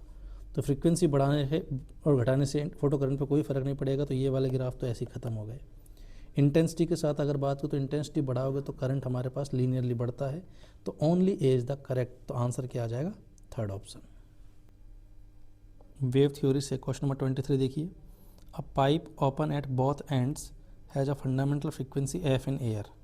The pipe in now dipped vertical in a water drum to half of its length, the fundamental frequency of the air column now कितनी हो जाएगी हमारे पास। तो देखो पहले क्या बोला है हमारे पास कि एक ओपन पाइप है दोनों एंड से, मैं मान लेता हूँ इसकी लेंथ एल है, तो इसकी फंडामेंटल फ्रीक्वेंसी एफ दे रखी है। तो ये ओपन ऑर्गन पाइप की तरह बिहेव करेगा और उसके लिए फंडामेंटल फ्रीक्वेंसी होती है V/2L, ठीक है। उसके बाद क्या बोला है, इसी पाइप को हमने वाटर ड्रम में डुबो दिया, जिसकी वजह से आधा वाटर से भर गया। तो अब ये आधा भर गया तो ये L/2 लेंथ के क्लोज ऑर्गन पाइप की तरह बिहेव करेगा, और इसकी फंडामेंटल कितनी हो जाएगी V/4 इंटू नई लेंथ, और नई लेंथ कितनी है इसकी L/2।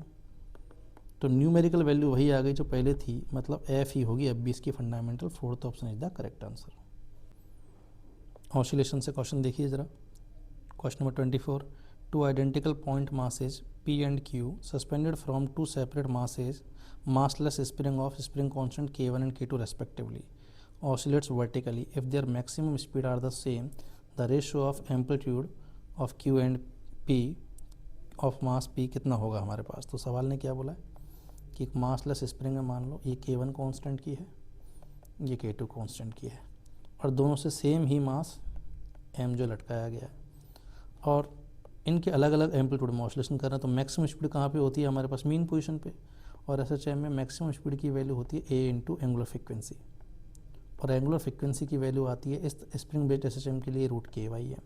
तो इतनी होती है हमारे पास मैक्सिमम स्पीड, और सवाल ने क्या बोला कि दोनों के लिए मैक्सिमम स्पीड सेम है। तो मैं साफ साफ कह सकता हूँ मैक्सिमम स्पीड सेम है, मतलब A ओमेगा का प्रोडक्ट जो है वो सेम है। तो एम्पलीट्यूड ऑफ P ओमेगा कितना हो जाएगा √K1/M। इसी तरीके से एम्पलीट्यूड ऑफ Q, और उसका K दे रखा है K2।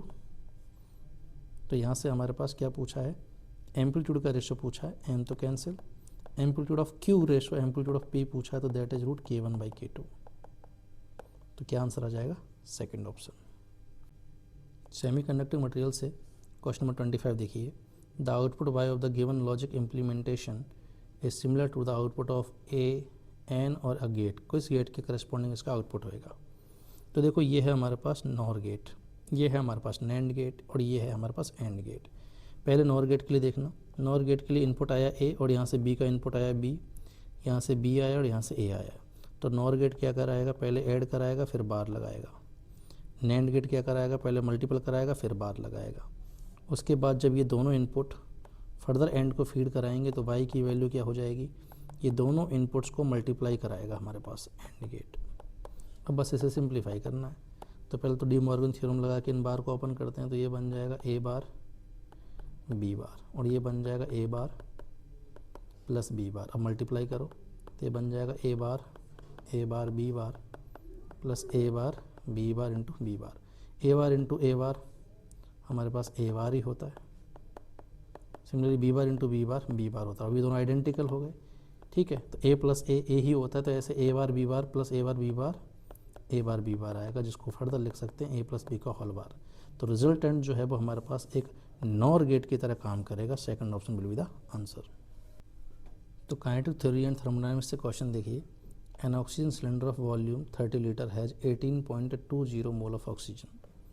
कि ये मान लो हमारे पास एक ऑक्सीजन का सिलेंडर है और इस कंटेनर का वॉल्यूम कितना है हमारे पास 30 लीटर, ठीक है। जिसको मीटर क्यूब में लिखूँ तो 13 × 10⁻³ SI यूनिट में बन जाएगा। और इसमें हमारे पास 18.2 मोल्स ऑफ ऑक्सीजन है। अब क्या हुआ, कुछ देर बाद हमने क्या किया, after some oxygen is withdrawn from the cylinder its gauge pressure. ध्यान देना, गॉज प्रेशर क्या होता है, किसी भी गैस का pressure with respect to atmospheric pressure, ये होता है हमारे पास गॉज प्रेशर, पी गॉज। तो अगर अपन को क्या करना है, अगर उसका एक्चुअल प्रेशर फाइंड करना है तो उस गॉज प्रेशर में अपन को एटमॉस्फेरिक प्रेशर ऐड करना पड़ेगा, ठीक है। तो सवाल ने बोल रखा है कि after some oxygen is withdrawn from the cylinder its gauge pressure drops to 11 atmospheric pressure. अब हमने जब इसमें से कुछ गैस निकाल ली तो कंटेनर का वॉल्यूम तब भी वही रहेगा, कंटेनर थोड़ी पिचक जाएगा हमारे पास, कंटेनर का वॉल्यूम तो उतना ही रहेगा। अब गैस निकाली तो गैस के मोल्स कम होने वाले हैं, ठीक है। और प्रेशर कितना हो गया, 11 गॉज प्रेशर के बराबर हो गया। मतलब finally pressure that is 12 ATM, जिसको लिख सकते हैं अपन 12 × 1 ATM की वैल्यू दे रखी है हमको 1.01 × 10⁵ पास्कल न्यूटन पर मीटर स्क्वायर होगा ना। और टेम्परेचर कितना, 27 डिग्री सेल्सियस मतलब 300 kelvin. The mass of the oxygen withdrawn from the cylinder is nearly कितना होगा। बेसिकली अब नए वाले मोल निकाल लेते हैं, इसके एंडेस कितने होंगे, फिर जितना डिफरेंस है उतने मोल निकल जाएंगे तो उसका हमारे पास मास आ जाएगा। तो ज़रा आइडियल गैस इक्वेशन लगाइए, PV बराबर nRT से। प्रेशर है हमारे पास 12 × 1.01 10⁵, वॉल्यूम है हमारे पास कंटेनर का 13 × 10⁻³ नए मोल हमको फाइंड करने। आर की वैल्यू SI यूनिट में दे रखी है 100/12, ठीक है। टेम्परेचर दे रखा है 300 केल्विन। सिंप्लीफाई करते हैं इस इक्वेशन को, तो ये आ गया हमारे पास 10⁻³ और ये पॉइंट्स कैंसिल होकर 10⁵ को कैंसिल कर देंगे। तो ये आ गया 12 × 12 144 × 101 × 30 अपॉन में आ गया ये 30,000। इतने मोल्स हमारे पास फाइनली बचे हैं। सिंप्लीफाई कर लेते हैं ज़रा इसे, तो 1 0 से 0 कैंसिल, 3 से ही जाएगा हमारे पास 1000 टाइम्स। तो नए बचे हुए मोल हैं वो कितने आ गए हमारे पास 144 × 101 × 10⁻³ मोल्स बचे हुए हैं। क्लियर, इतने मोल्स बचे हुए हैं हमारे पास। इसको अगर फर्दर सॉल्व करें तो दिस इज 144 × 101, ये आ गया हमारे पास 14.54 मोल्स। इतने मोल्स हमारे पास बचे हुए हैं। तो निकले कितने होंगे, ऑक्सीजन विदड्रॉन कितनी हो जाएगी हमारे पास जो इससे निकली है, तो वो हो जाएगी हमारे पास 18.2 में से 14.54 मोल निकाल लिए तो 18.2 में से 14.54 मोल्स अगर फाइंड कर लिए तो 3.66 मोल्स जो हैं वो इससे निकाल लिए गए। अब एक मोल का मास होता है हमारे पास 32 ग्राम, तो ऐसे में इतने मोल्स का मास कितना हो जाएगा ऑक्सीजन का जो निकाला हुआ है, तो 3.66 एक मोल का मास है 32 ग्राम, केजी में भी कन्वर्ट कर देते हैं इसको, तो ये आ गया हमारे पास 0.117 kg। क्लियर। तो 0.117 kg जो मास है वो ऑक्सीजन का यहाँ से निकाला हुआ है। और इसके ऑप्शन देखते हैं, अगर ऑप्शन काफ़ी क्लोज है तो इसलिए कैलकुलेशन अपन को क्लोजली करनी पड़ेगी। पहला है 0.116 है तो वेरी वेरी क्लोज है, ये हो जाएगा। 0.156 काफ़ी दूर है, 0.14 ये भी काफ़ी दूर, तो first option will be the correct answer. ठीक है बेटा। Ray optics and optical instrument से क्वेश्चन नंबर 27 देखिए। In a certain camera a combination of 4 similar thin convex lenses are arranged axially in contact, then the power of the combination and the total magnification in comparison to power p and magnification m for each lens will be। देखो क्या बोला है कि हमारे पास ये 4 lens जो है उनको हमने कांटेक्ट में रख दिया। अब ऐसे में इनकी इक्विवेलेंट पावर जो आएगी वो आएगी सारे पावर्स का सम। ठीक है। और इनका जो इफेक्टिव मैग्निफिकेशन आएगा वो आता है सारे मैग्निफिकेशन का प्रोडक्ट। तो हर एक की पावर अगर p है तो रिजल्टेंट पावर तो हो जाएगी 4p और मैग्निफिकेशन हो जाएगा m का पावर 4। तो आंसर क्या आ जाएगा 4p एंड m की पावर 4 से फर्स्ट ही हमारे पास करेक्ट आंसर हो जाएगा। केटीजियन थर्मोडायनामिक्स से क्वेश्चन नंबर 28 देखिए। 2 gases A and B are filled at the same pressure in a separate cylinders with movable piston of radius RA and RB respectively. सवाल समझना कि जैसे मान लो कैसा अरेंजमेंट है कि एक सिस्टम है जिसमें यहाँ एक मूवेबल पिस्टन है, इसकी रेडियस है R और इसके अंदर एक गैस भरी हुई, 2 अलग अलग कंटेनर में गैस भरी हुई है, इसकी रेडियस है RA RB, तो दोनों में ही गैस का प्रेशर सेम है। On supplying an equal amount of heat both the systems reversibly under constant pressure the pistons of gas A and B are displaced by 16 centimetre 9 centimetre respectively. If the change in their internal energy is same then the ratio of their radii पूछा कितना होगा। कि जब constant pressure के अंदर, मतलब ये isobaric process के एग्जांपल हैं दोनों के दोनों, जब हमने इसको सेम अमाउंट ऑफ हीट दी तो दोनों के लिए ही इसके लिए डिस्प्लेसमेंट आया कितना हमारे पास 16 सेंटीमीटर और इस पिस्टन का डिस्प्लेसमेंट आया हमारे पास 9 सेंटीमीटर। तो सेम अमाउंट ऑफ हीट देने पर दोनों की इंटरनल एनर्जी का चेंज सेम हुआ। क्लियर। तो फिर में फर्स्ट लॉ ऑफ थर्मोडायनामिक्स से वर्क भी सेम होगा। कितना हो जाएगा डेल्टा क्यू बराबर delta E plus W. Delta Q same है, डेल्टा ई सेम है, तो वर्क भी क्या होगा सेम। तो दोनों सिस्टम्स के लिए वर्क सेम रहा होगा। और आइसोथर्मल प्रोसेस के लिए आइसोबारिक प्रोसेस के लिए वर्क होता है पी डेल्टा बी। अब वर्क सेम है, प्रेशर भी सेम है, वर्क भी सेम है, मतलब दोनों का जो एक्सपेंडेड वॉल्यूम है वो भी क्या होगा सेम। तो इस रिजल्ट से सीधा अपन रेडियस फाइंड कर सकते हैं। तो वॉल्यूम को क्या लिख सकता हूँ मैं, पाई आर स्क्वायर इंटू चला हुआ डिस्प्लेसमेंट। क्लियर। तो यहाँ से पहले वाले के लिए क्या लिखोगे, pi R square into X same है यहाँ से, तो यहाँ से रेडियस की वैल्यू इन्वर्सली प्रोपोर्शनल आ गई एक्स के रूट के। तो मैं कह सकता हूँ R A by R B की वैल्यू इक्वल हो जाएगी root X B by X A के। अब बी का डिस्प्लेसमेंट है 9 सेंटीमीटर, ए का है 16 सेंटीमीटर, तो इनका रेशो आएगा 3:4। Correct option is third option. Unit and measurement से क्वेश्चन नंबर 29 देखिए। अ balloon is made of a material of surface tension S and its inflation outlet from where gas is filled in it has a small area A. It is filled with a gas of density rho, takes a small spherical shape of radius capital R. When the gas is allowed to flow freely out of it, its radius R changes from capital R to 0 in time t. The speed Vr of the gas coming out of the balloon depends on R as R की power A and time is S की power alpha, area की power beta, रो की power gamma and radius की power delta. इनकी सारी की dimension के basis पे पावर्स पूछी हुई है। क्लियर। तो जरा मैं टाइम से देख लेता हूँ। तो यहाँ टाइम जो आ रहा है वो प्रोपोर्शनल आ रहा है किसके, इसके। तो ऐसे में हमारे पास LHS और RHS में डायमेंशन सेम होंगी। LHS की डायमेंशन है टाइम की, सरफेस टेंशन की डायमेंशन कितनी हो जाएगी हमारे पास, सरफेस टेंशन होता है हमारे पास फोर्स पर यूनिट लेंथ, तो किलोग्राम मीटर पर सेकंड स्क्वायर बाई मीटर करेंगे तो इतना आ जाएगा सरफेस टेंशन की डायमेंशन, ये हो जाएगी अल्फा।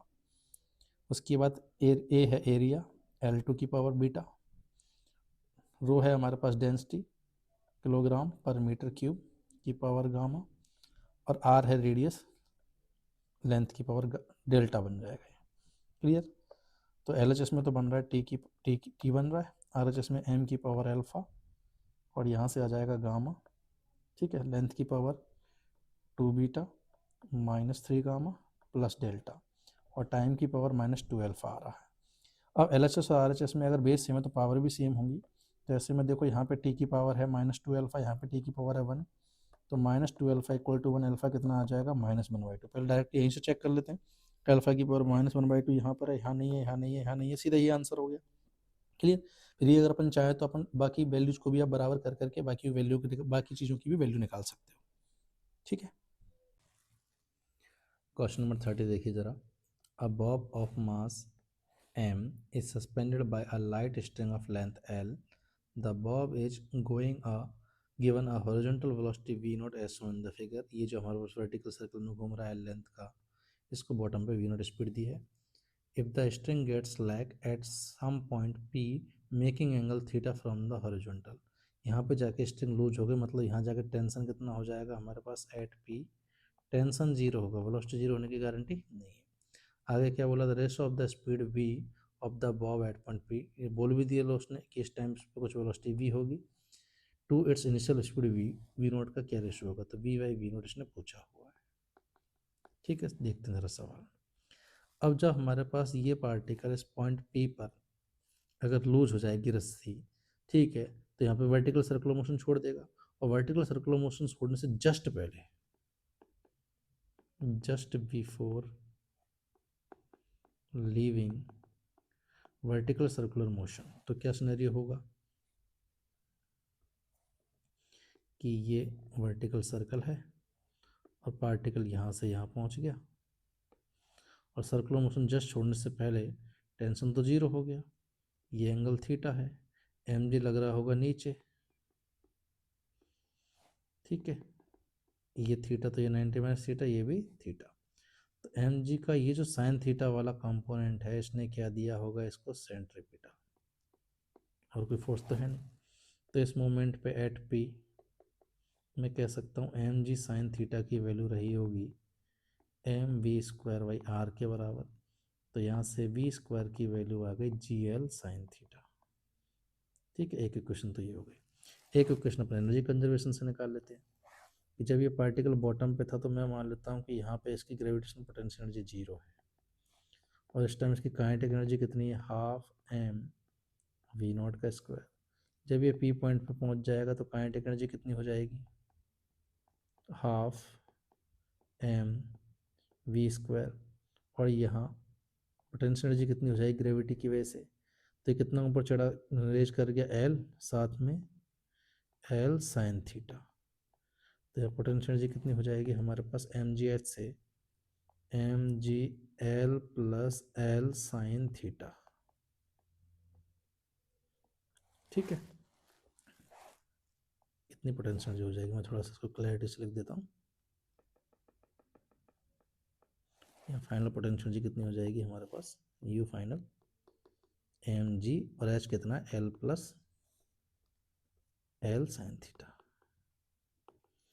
और यहाँ कोई एनर्जी डिसिपेटिंग फोर्स है नहीं, नॉन कंजर्वेटिव फोर्स है नहीं, तो ऐसे में मैकेनिकल एनर्जी कंजर्व कराई जा सकती है। तो एक इक्वेशन तो यहाँ से आ गई। दूसरी इक्वेशन मैकेनिकल एनर्जी कंजर्व कराते हैं तो क्या आ जाएगी हमारे पास, इनिशियल मैकेनिकल एनर्जी कितनी है हमारे पास, हाफ m v नॉट का स्क्वायर, तो है कोई काइनेटिक एनर्जी, और पोटेंशियल एनर्जी जीरो है। Final mechanical energy p point पे कितनी हो गई, हाफ m v², तो होगी काइनेटिक एनर्जी, और पोटेंशियल एनर्जी हो गई mgl, कॉमन ले लो 1 प्लस साइन थीटा। तो यहाँ से m cancel, v not square की वैल्यू यहाँ फर्स्ट इक्वेशन से पुल, v नॉट स्क्वायर बाई 2 बराबर v² की वैल्यू फर्स्ट इक्वेशन से पुट कर दो, तो ये हो जाएगी gl sine theta by 2 plus gl sign theta. तो यहाँ से v नॉट का स्क्वायर बराबर कितना आ गया, तो ये हो गया 3gl बाई साइन थीटा, इसको भी 2 से मल्टीपल करोगे तो 3gl sine theta plus 2gl, ये आ गया हमारे पास v नॉट का स्क्वायर। ठीक, इसने पूछा वी बाई वी नॉट, खत्म हो तो सवाल। तो वी बाई वी नॉट कितना हो जाएगा हमारे पास, v की वैल्यू कितनी आ रही है हमारे पास फर्स्ट इक्वेशन से, √gl साइन थीटा, और v नॉट की वैल्यू कितनी आ रही है हमारे पास, ये रही वैल्यू हमारे पास, तो ये हो जाएगी root of 2gl plus 3gl sine theta. तो ये आ गया हमारे पास root of gl cancel, sine theta upon में 2 प्लस 3 साइन थीटा। तो ऐसा कौन सा ऑप्शन आ रहा है, पहले में कॉस चल रहा है, अभी साइन की थीटा की पावर 1/2 है। सेकंड ऑप्शन साफ साफ नजर आ रहा है, साइन थीटा अपॉन में 2 प्लस 3 साइन थीटा की होल पावर 1/2। तो correct option is second option. उम्मीद है सबको समझ में आ गया होगा। क्वेश्चन नंबर 31 देखिए, a physical quantity P is related to 4 observation A, B, C and D as follows. The percentage error in the measurement of A, B, C and D are 1, 3, 2 and 4% respectively. The percentage error in the quantity P पूछा है। तो देखो errors काफ़ी कम है, तो हम सीधा सीधा जो रिजल्ट हमने स्टैंडर्ड पढ़े हुए वो लगा सकते हैं कि जब चीज़ें मल्टीपल डिवीजन में हो तो ऐसे में परसेंटेज एरर इन P कितनी हो जाएगी, percentage error in A plus percentage error in B plus percentage error in C plus percentage error in D, और साथ में सबकी जो पावर है वो मल्टीपल में आ जाएंगी। पावर कितनी है, ए की है 3, बी की है 2, सी की है 1, ठीक है, और डी की पावर कितनी है हमारे पास 1/2। ध्यान देना परसेंटेज चेंज लेते तो पावर का साइन भी लेते, एरर कभी भी सब्ट्रैक्ट नहीं होती, इसलिए केवल वैल्यू रख रहे हैं पावर की।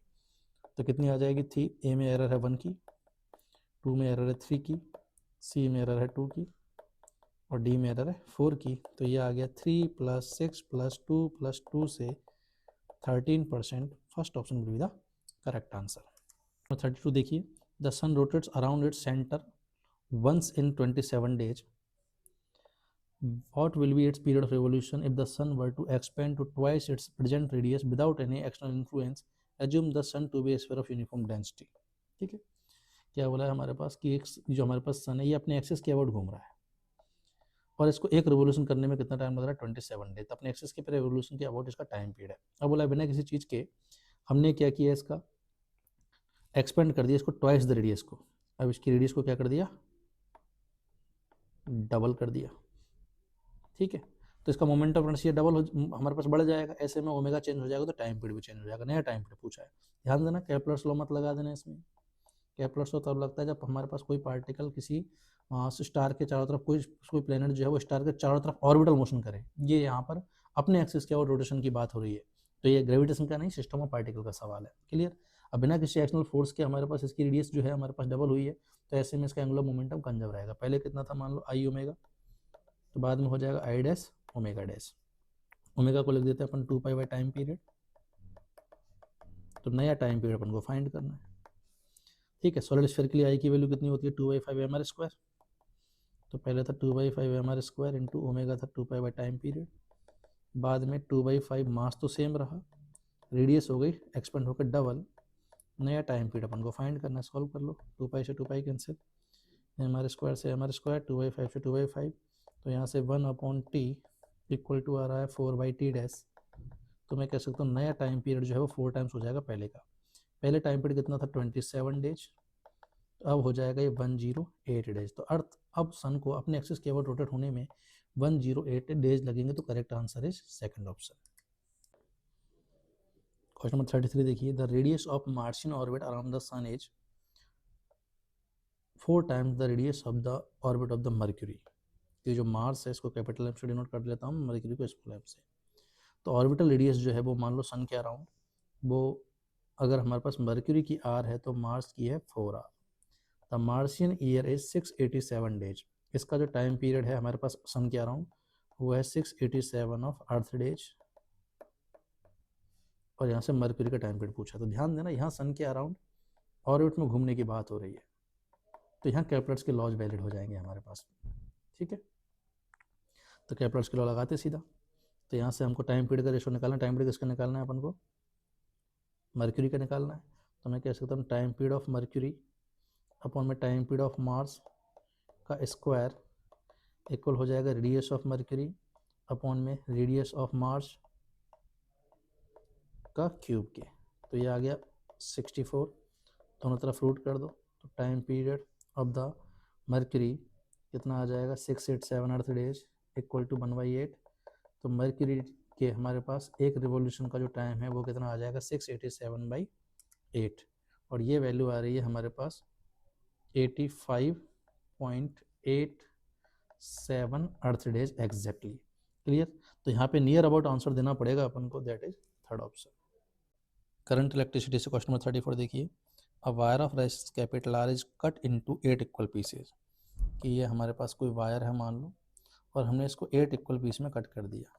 तो रेजिस्टेंस प्रोपोर्शनल होता है लेंथ के, पूरे का रेजिस्टेंस अगर आर है तो हर पार्ट का हो जाएगा R/8।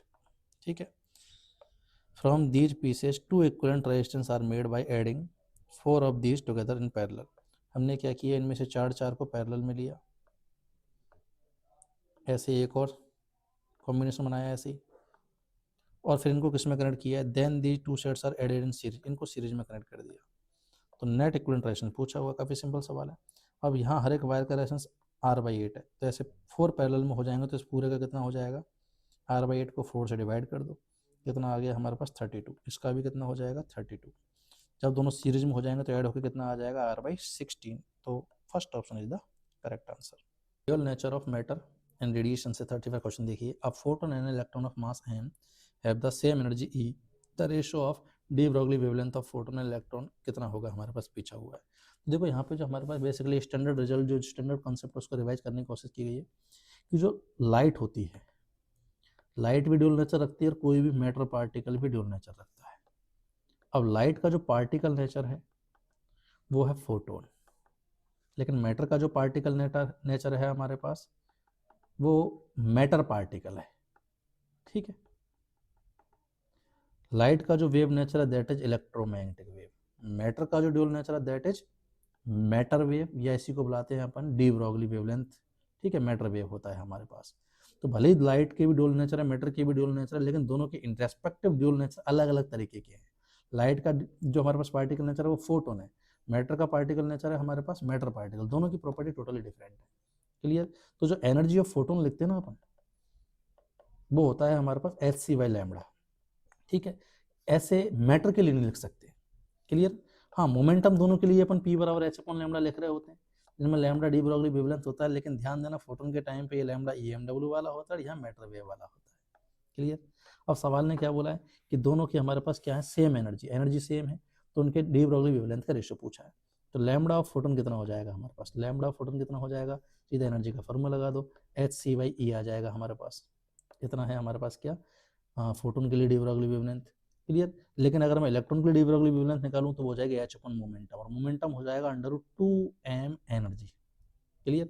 तो यहाँ से इन दोनों का रेशियो अगर अपन देखें तो h से h कैंसिल, ये आ गया C/E और इंटू C/E इंटू √2me। तो ये फोटोन और इलेक्ट्रॉन की डी ब्रॉगली वेवलेंथ का रेशियो आ गया हमारे पास C√2m/E। ऐसा ऑप्शन कौन सा है, पहला ही ऑप्शन हो गया इस तरीके का। तो ठीक है, तो correct answer is first option. System of particle in rotation motion से क्वेश्चन नंबर 36 देखिए।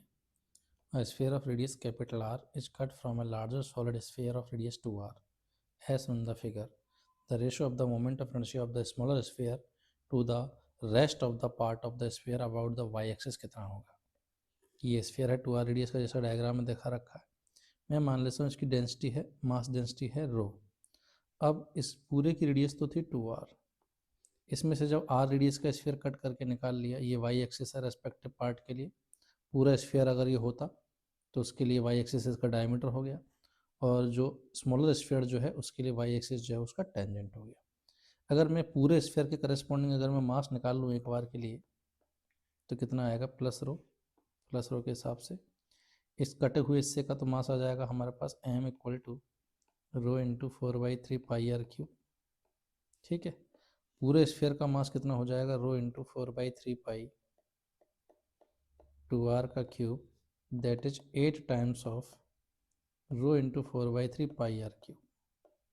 मतलब अगर मैं इस कटे हुए हिस्से का मास अगर मैं m बोल दूँ तो ये जो टोटल मास था इसका वो कितना है 8m, और रिमेनिंग जो कैविटी के साथ ये जो पार्ट बचा उसका मास कितना रहा होगा 7m। अब आपसे पूछा इस कटे हुए हिस्से का हमारे पास y-एक्सिस के अबाउट ये जो आ रहा है, इसको मैं I1 नाम दे दूँ, इसका रेशो किसके साथ, ये जो रिमेनिंग जो पार्ट बच गया कैविटी वो इंक्लूड करके इसका इसके अबाउट जो I2 आएगा, इनका रेशो पूछा है। क्लियर। तो ये I2 तो हमारे पास कैविटी प्रॉब्लम का पार्ट हो गया, लेकिन I1 को तो अपन डायरेक्टली निकाल सकते हैं। तो I1 में पहले ही कैलकुलेट कर लेता हूँ। I1 की वैल्यू कितनी हो जाएगी, इस स्फीयर के लिए सेंटर ऑफ मास के अबाउट डायमीटर से पास होने के वाले के अबाउट कितना आता है 2/5 mr², और by parallel axis theorem I about y axis for the sphere of the capital R radius कितना हो जाएगा पैरेलल एक्सिस थ्योरम से 2/5 mr² प्लस m इंटू बीच के सेपरेशन का स्क्वायर, दैट इज 7/5 mr²। ये तो आ गया I1। अब इस कैविटी के कटने के बाद में ये जो रिमेनिंग पार्ट है इसका अपन को I2 फाइंड करना है। तो इसके लिए ज़रा इसको अलग से सॉल्व करते हैं। ज़रा देखना क्या हो गया कि ये हमारे पास स्फीयर था, ठीक है, और इसकी रेडियस कितनी थी हमारे पास 2r। हमने इसमें से r रेडियस का स्फीयर कट करके निकाल लिया, और यहाँ मास भरा हुआ है रो डेंसिटी का। मैं मान लेता हूँ कि ये जो कटा हुआ हिस्सा खाली जो जगह यहाँ पे प्लस का रो भी है और माइनस का रो भी है। इससे क्या होगा, मैं इसको एक तो पूरे प्लस रो को जब एक साथ देखूंगा तो ये प्लस रो से भरा हुआ 2r रेडियस का स्फीयर नज़र आएगा, और साथ में केवल माइनस रो को अगर एक साथ देखूंगा तो माइनस रो से भरा हुआ r रेडियस का स्फीयर नज़र आएगा। क्लियर। तो सुपर पोजिशन से मैं इसको, इस कैविटी वाले पार्ट को, इसको इस पूरे भरे हुए सॉलिड स्फीयर और ये नेगेटिव मास से भरे हुए रो रेडियस के माइनस रो रेडियस के स्फीयर का कॉम्बिनेशन मान सकता हूँ। तो मैं इस पूरे, ठीक है, पूरे प्लस रो से भरे हुए इस स्फीयर के लिए इसके अबाउट में I डैश निकाल देता हूँ, और इस नेगेटिव मास के लिए y एक्सिस के अबाउट I डबल डैश निकाल लेता हूँ। तो I2 की वैल्यू कितनी हो जाएगी, I dash plus I double dash के बराबर। अब करते हैं ज़रा सॉल्व, ठीक है। तो इसका मास हमने पहले निकाल लिया, कितना था 8m। इसका और नेगेटिव रो माना तो इसका मास कितना हो जाएगा -m। I डबल डैश की वैल्यू पहले ही कैलकुलेट कर चुके हैं, प्लस m के लिए 7/5 आई थी, या माइनस रो के करस्पॉन्डिंग आ जाएगी -7/5 mr²। इस पूरे स्फीयर के लिए कितना हो जाएगा I डैश, दैट इज 2/5, मास इसका 8m, रेडियस है 2r का स्क्वायर। तो यहाँ से कैविटी कट करने के बाद रिमेनिंग पार्ट का मोमेंट ऑफ इनर्शिया कितना हो गया, I dash plus I double dash. I dash की वैल्यू कितनी हो गई हमारे पास, this is 64/5 mr²। I double dash की वैल्यू है माइनस में 7/5 mr²। तो ये आ गया हमारे पास 57/5 mr²। ये आ गया कटे हुए पार्ट का। अब हमसे जो रेशो पूछा इस कैविटी वाले I2 का और इस स्फीयर को निकालने के बाद ये जो हमारे पास स्मॉल स्फीयर है इसके मोमेंट ऑफ इनर्शिया का रेशो पूछा है I1:I2। तो सिंपली ये रेशो कितना आ जाएगा 7/5 mr² अपॉन में 57/5 mr²। This ratio is 7/57। तो correct option is first. Next question देखिए जरा। Moving charge and magnetic effect of current से question number 37। An electron mass 9 into 10 की power -31 kg and charge 1.6 into 10 की power -19 coulomb moving with speed c/100। एक हमारे पास electron है जो कि मूव कर रहा है किसी वेलोसिटी v इक्वल टू कितना c/100, मतलब 3 इंटू 10 की पावर 6 SI यूनिट। मैं सारी चीज़ें SI यूनिट में रख रहा हूँ ना। आगे क्या बोला है, injected into a magnetic field of magnitude this perpendicular to its direction of motion. हमने इसको एक मैग्नेटिक फील्ड में एंटर करवाया जहाँ इसका मैग्नेटिक फील्ड जो है इसकी वेलोसिटी के परपेंडिकुलर है, और इसकी वैल्यू है 9 इंटू 10 की पावर -4 SI यूनिट टेस्ला में, ये मीटर पर सेकंड में था। आगे क्या बोला है, we wish to apply a uniform electric field E together with the magnetic field so that the electron does not deflect from its path. अब बोला है कि एक यूनिफॉर्म इलेक्ट्रिक फील्ड भी हमको लगाना ताकि इलेक्ट्रॉन अपने पाथ से डिफ्लेक्ट ना करे। क्लियर है। तो हमारे पास इसको डेविएशन से बचाना है हमको, तो क्या होना चाहिए हमारे पास, सेम इसी स्ट्रेट लाइन पे अगर ट्रेवल करवाना है हमको, ठीक है, तो इसका जो फोर्स नेट लॉरेंज फोर्स अपन 0 करवा देते हैं, क्योंकि ध्यान से सुनना, मैं सीधा ही 0 क्यों करवा रहा हूँ, क्योंकि मैग्नेटिक फील्ड ऑलरेडी ट्रांसवर्स है, तो मैग्नेटिक फील्ड की वजह से ये सर्कुलर में घूम जाता। क्लियर है। तो मैग्नेटिक फील्ड की वजह से सर्कल में घूम जाएगा। मैं चाहता हूँ कि स्ट्रेट लाइन में चलता रहे, तो पक्का मेरे को मैग्नेटिक फील्ड के फोर्स को ओवरकम करवाना पड़ेगा, तो उसके लिए इलेक्ट्रिक फील्ड लगाना पड़ेगा। हालांकि स्टैंडर्ड रिजल्ट है, तो अपन को पता भी है कि जब मूविंग चार्ज को बिना डेविएशन को सीधे चलवाना है तो उस पर लॉरेंज फोर्स को 0 कराना होता है। ठीक है, तो मैं वही काम करने वाला हूँ। तो मैं इसको बिना डेविएशन के लिए, विदाउट डेविएशन मूव कराने के लिए इस पर जो लॉरेंज फोर्स है जिसकी वैल्यू होती है Q E plus Q V cross V vector.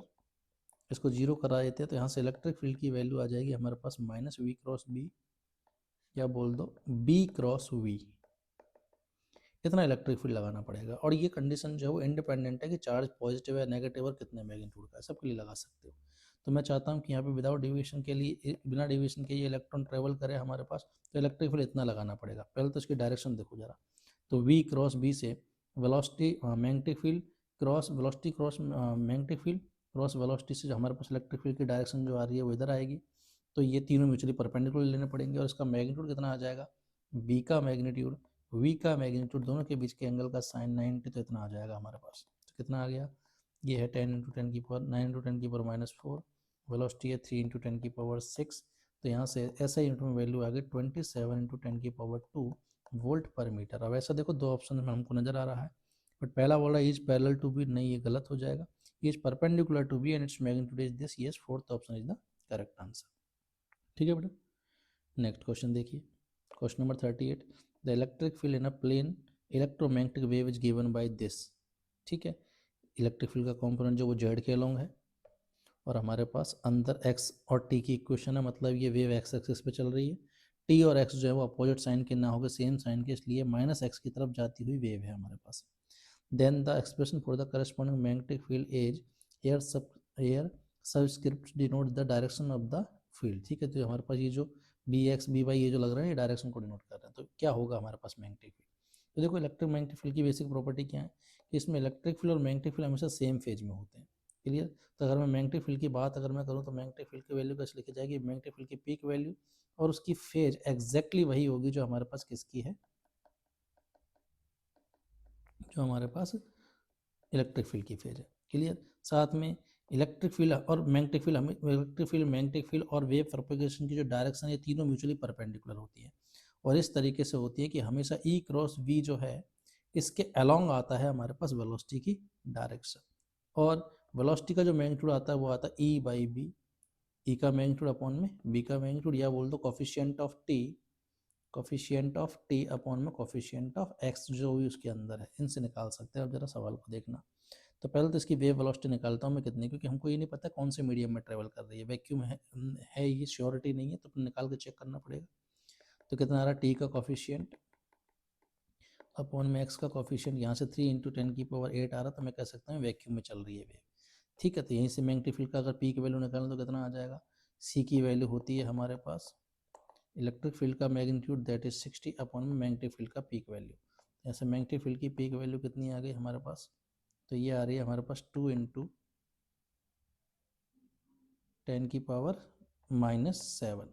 ठीक है, और 2 इंटू 10 की पावर -7 तो दो जगह पे है हमारे पास डायरेक्शन। ठीक है, तो मैग्नेटिक फील्ड क्या रहा होगा हमारे पास, मैग्नेटिक फील्ड की जो वैल्यू है पीक वैल्यू तो हमको पता लगे 2 इंटू 10 की पावर -7 टेस्ला है, और फेज उसकी वही है जो हमारे पास किसकी है, इलेक्ट्रिक फील्ड की है। लेकिन अभी तक भी हमको अब मैग्नेटिक फील्ड की डायरेक्शन पता नहीं है, तो मैग्नेटिक फील्ड की डायरेक्शन भी निकालनी पड़ेगी कि एक्स के अलोंग है वाई के अलोंग है।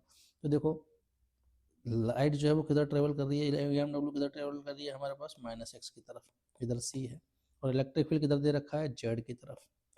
तो डेफिनेटली बी हमारे पास या तो प्लस जे में होगा या माइनस जे में होगा, और इस तरीके से होगा कि ई क्रॉस बी जो है वो सी की डायरेक्शन में है। तो मैं मान लेता हूँ चलो कि हमारे पास बी जो है वो मान लो हमारे पास -y की तरफ है, तो ई क्रॉस बी अगर तुम करोगे तो ई क्रॉस बी करने पे ये डायरेक्शन आ रही है सी की जो कि रॉन्ग है, तो पक्का मैग्नेटिक फील्ड जो है वो हमारे पास प्लस जे की तरफ रहा होगा। फिर भी क्रॉस वेरीफाई करूँ तो ई क्रॉस बी की डायरेक्शन जो है हमारे पास -i की तरफ आ रही है, मतलब यही डायरेक्शन सही है। तो मैग्नेटिक फील्ड जो वाई के अलॉन्ग होगा इतनी वैल्यू होगी हमारे पास। अब ऐसा कौन सा ऑप्शन है, तो ऐसा ऑप्शन है हमारे पास थर्ड ऑप्शन। ठीक है, ग्रेविटेशन से क्वेश्चन नंबर 39 देखिए, a body weight 48 Newton on the surface of the earth. The gravitational force experienced by the body due to the earth at a height equal to 1/3 of the radius of the earth कितना होगा। तो देखो simple result है हमारे पास ये तो, कि अगर सरफेस पे अर्थ की सरफेस पे एक्सेलरेशन अगर g है तो वेट हो जाएगा mg।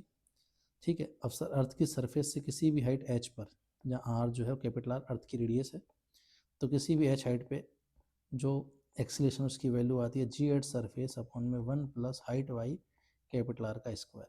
तो वेट कितना हो जाएगा किसी भी एच हाइट पर, तो वो हो जाएगा सरफेस पर वेट अपॉन में 1 प्लस एच वाई आर का होल स्क्वायर, बस रख दो वैल्यू।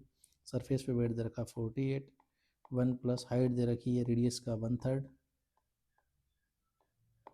का स्क्वायर, तो ये वैल्यू आ गई हमारे पास कितनी, डब्ल्यू एट हाइट एच कितना आ गया 48 अपॉन में 1 प्लस 1/3 का होल स्क्वायर, तो ये कितना हो गया हमारे पास 4/3।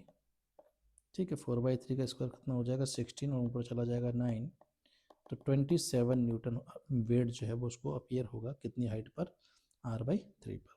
ठीक है, क्वेश्चन नंबर 40 देखिए।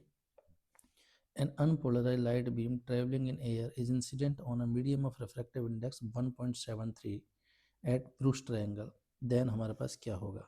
ठीक है, तो 1.73 जो है हमारे पास इसकी वैल्यू लगभग √3 के बराबर ही होगी। ठीक है, तो अब ब्रूस्टर लॉ क्या होता है हमारे पास कि मान लो ये एक मीडियम इंटरफेस है। अब जब भी कोई रे हमारे पास एक रेरर मीडियम से डेंसर मीडियम की तरफ आती है, मैं रेरर को एक बार के लिए 1 मान लेता हूँ, डेंसर को म्यू ही मान लेता हूँ। ठीक है, तो ऐसे में जब ये रेरर से डेंसर की तरफ आती है और वो रे जो है वेव जो है वो हमारे पास अनपोलराइज्ड है, अनपोलराइज्ड लाइट जब हमारे पास ब्रूस्टर एंगल पर आती है, तो ब्रूस्टर एंगल की वैल्यू होती है हमारे पास एयर और मीडियम के रिफ्रैक्टिव इंडेक्स वाली सरफेस के लिए tan इनवर्स म्यू, है ना। तो जब भी हमारे पास ब्रूस्टर एंगल पे आती है तो क्या खास बात होती है कि जो रिफ्रैक्टेड वेव है और जो रिफ्लेक्टेड वेव है, रिफ्लेक्टेड वेव और रिफ्रैक्टेड वेव ये म्यूचुअली परपेंडिकुलर होती है ब्रूस्टर एंगल पे आने पे, है ना। रिफ्लेक्टेड और रिफ्रैक्टेड वेव जो है वो म्यूचुअली परपेंडिकुलर होती हैं। और ख़ास बात क्या होती है कि जो रिफ्लेक्टेड वेव है वो इस रिफ्रैक्शन के और रिफ्लेक्शन, ये जो प्लेन नज़र आ रहा है तुम्हें पूरा स्क्रीन का, इस प्लेन के परपेंडिकुलर प्लेन में पोलराइज हो जाती है। क्लियर, रिफ्लेक्टेड वेव जो होती है वो फुली पोलराइज हो जाती है हमारे पास, परफेक्टली पोलराइज हो जाती है। रिफ्लेक्टेड वेव तो फुली पोलराइज हो जाएगी और पोलराइज होगी भी किस में, इस प्लेन के परपेंडिकुलर प्लेन में। और जो रिफ्रैक्टेड वेव होती है वो पार्शियली पोलराइज होती है। क्लियर, कि उसके पास ये कंपोनेंट तो अब भी बचती है, अब परपेंडिकुलर वाले भी कुछ कुछ बचे रह जाते हैं, इसकी वजह से पार्शियली पोलराइज होती है। साथ में अगर मैं सवाल के लिए एंगल की अगर बात करूँ तो हमारे पास रिफ्रैक्टिव इंडेक्स जो है वो म्यू दे रखा है, कितना है √3 है, तो आई वी की वैल्यू हो जाएगी हमारे पास tan इनवर्स √3 से 60 डिग्री। तो जब वेव 60 डिग्री पर आएगी तो आई बराबर आर से रिफ्लेक्शन का एंगल तो 60 हो जाएगा, ये 90 है, ये कितना हो जाएगा 30 डिग्री। अब जरा ऑप्शन पढ़ते हैं। both reflected at transmitted light are both reflected and transmitted light are perfectly polarized with angle of reflection and refraction equal to 60 and 30 degree. तो देखो एंगल ऑफ रिफ्लेक्शन तो नो डाउट 60 है, reflection का भी 30 है, but बहुत दोनों को दोनों पोलराइज नहीं होंगी, तो गलत हो गया। Transmitted light is completely polarise, no, ये भी गलत हो गया, वो तो पार्शियली पोलराइज होगी। Reflected light is completely polarise, yes, at the angle of reflection close to 60 degree, बिल्कुल सही बात है ये। Reflected light is partially polarise, ये रॉन्ग हो गया, तो करेक्ट आंसर क्या आएगा, थर्ड ऑप्शन। ठीक है बेटा, नेक्स्ट क्वेश्चन देखिए। A constant voltage of 50 volt is maintain between the point A and B of the circuit shown in the figure, the current through the branch C D of the circuit कितना होगा। हमारे पास इस branch में current पूछा है। ध्यान देना common mistake होती है हमारे पास कि सी डी ब्रांच जो है इसका रेजिस्टेंस 0 है, तो यहाँ का पोटेंशियल भी एक्स है, यहाँ का पोटेंशियल भी एक्स है, तो डिफरेंस कितना हो जाएगा 0। तो मन करेगा करंट को 0 कर दो, लेकिन करंट 0 नहीं आएगा, V/R से V भी 0 है और R भी 0, तो 0/0 ऐसे तो तुम कैलकुलेट नहीं कर पाओगे, तो 0/0 एक फाइनाइट वैल्यू रखती है। अब इसकी वैल्यू कितनी होगी वो ऐसे तो नहीं निकलेगी, उसके लिए अपन KCL वाले मेथड काम में लेते हैं। तो मैं क्या कर लेता हूँ, इस जंक्शन C और D जो है वो एक ही पॉइंट है, इसका पोटेंशियल x मान लेता हूँ। तो इस सर्किट को अगर मैं हल्का सा रीड्रॉ करूँ तो ऐसे नज़र आएगा कि ये 1 ओम है, ये 3 ओम है, ये जंक्शन C और D है जिसका पोटेंशियल x है, ये 2 ओम और ये 4 ओम। मेरे को C से D में करंट निकालना है, इसकी डायरेक्शन भी निकाल सकते हैं अपन। तो पहले जरा पोटेंशियल फाइंड करते हैं। तो मैं यहाँ का पोटेंशियल 0 है तो यहाँ का 50 हो जाएगा, ये 0 यहाँ का x है। मान लो x ही सबसे ज़्यादा है, अगर x ही सबसे हाई पोटेंशियल है तो इसी से ऑल पॉसिबल डायरेक्शन में करंट ओरिजिनेट होके जा रहा होगा। और बाय किरचॉफ करंट लॉ एक ही जंक्शन से ओरिजिनेट होने वाले सारे करंट्स का सम कितना होता है हमारे पास, 0 होता है। अब जरा वैल्यू रुको, मैंने x को ज़्यादा माना है, तो I1 की वैल्यू आएगी x माइनस 50/1, I2 की वैल्यू x माइनस 0/2, I3 की वैल्यू x माइनस 50/3, I4 की वैल्यू x माइनस 0/4, और ये सबका सम 0 होगा। 12 LCM आ गया, तो वैल्यू आएगी 12x minus 600 plus 6x plus 4x minus का 200 प्लस का 3x इक्वल टू 0। तो यहाँ से सिंप्लीफाई करने पे इक्वेशन क्या हो रही है 12 एंड ये हो जाएगा हमारे पास 25x इक्वल टू 800। तो x की वैल्यू आ रही है हमारे पास 32 वोल्ट। तो जंक्शन का पोटेंशियल 32 वोल्ट होगा। क्लियर। तो ऐसे में अगर मेरे को इस सीडी ब्रांच में करंट निकालना, अब तो इजीली आ जाएगा हमारे पास।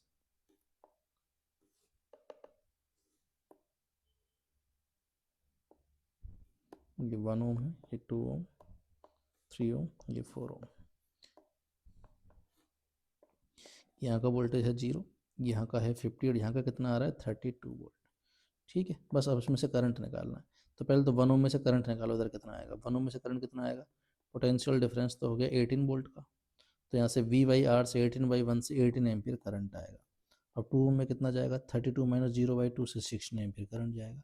अब इस जंक्शन पे KCL लगाओ। 18 एम्पियर करंट आया जिसमें से 16 एम्पियर इधर गया, तो पक्का 2 एम्पियर नीचे गया होगा। तो मैं डायरेक्शन भी बता सकता हूँ कि 2 एम्पियर करंट गया होगा फ्रॉम C टू D। तो आंसर क्या हो जाएगा, फोर्थ ऑप्शन। ठीक है बेटा। क्वेश्चन नंबर 42 देखिए।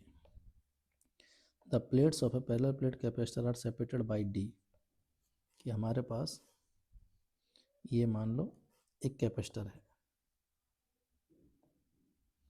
और इसका एरिया मैं मान लेता हूँ A, और इनका बीच का सेपरेशन जो है वो D है। तो अभी इसकी कैपेसिटेंस कितनी हो जाएगी पैरेलल प्लेट कैपेसिटर की, A एप्सिलॉन नॉट अपॉन में D। अब क्या किया है, two slabs of different dielectric constant K1 and K2 with thickness 3D/8 and D/2 respectively are inserted in the capacitor. Due to this, the capacitance becomes 2 times larger than there is the nothing between the plates. K1 equal to दे रखा है हमारे पास, K1 की value दे रखी है कितनी 5/4 K2। तो K1 पूछा कितना होगा। तो हमने क्या किया इस पर, इस कैपेसिटर में अभी इतनी इसकी कैपेसिटेंस है, हमने क्या किया इसके अंदर एक तो मीडियम कितने का भर दिया K1 कांस्टेंट का, जिसकी विड्थ है 3D/8, और एक और स्लैब रख दी कितने की D/2 की, इसका है K2। K2 की वैल्यू में K1 की फॉर्म में रख देता हूँ 5/4 K1। और रिमेनिंग ये जो विड्थ रह गई, जो कि कितनी रह गई हमारे पास D/2 में से, क्योंकि ये तो D/2 ये हो गया। अब D/2 में से 3D/8 सब्ट्रैक्ट करो तो ये आ जाएगा D/8। D/8 जो है वो हमारे पास एयर बच गई। अब इस पूरे सिस्टम की जो कैपेसिटेंस निकाली हमने, तो वो आई कितनी, डबल आई है पहले वाले के।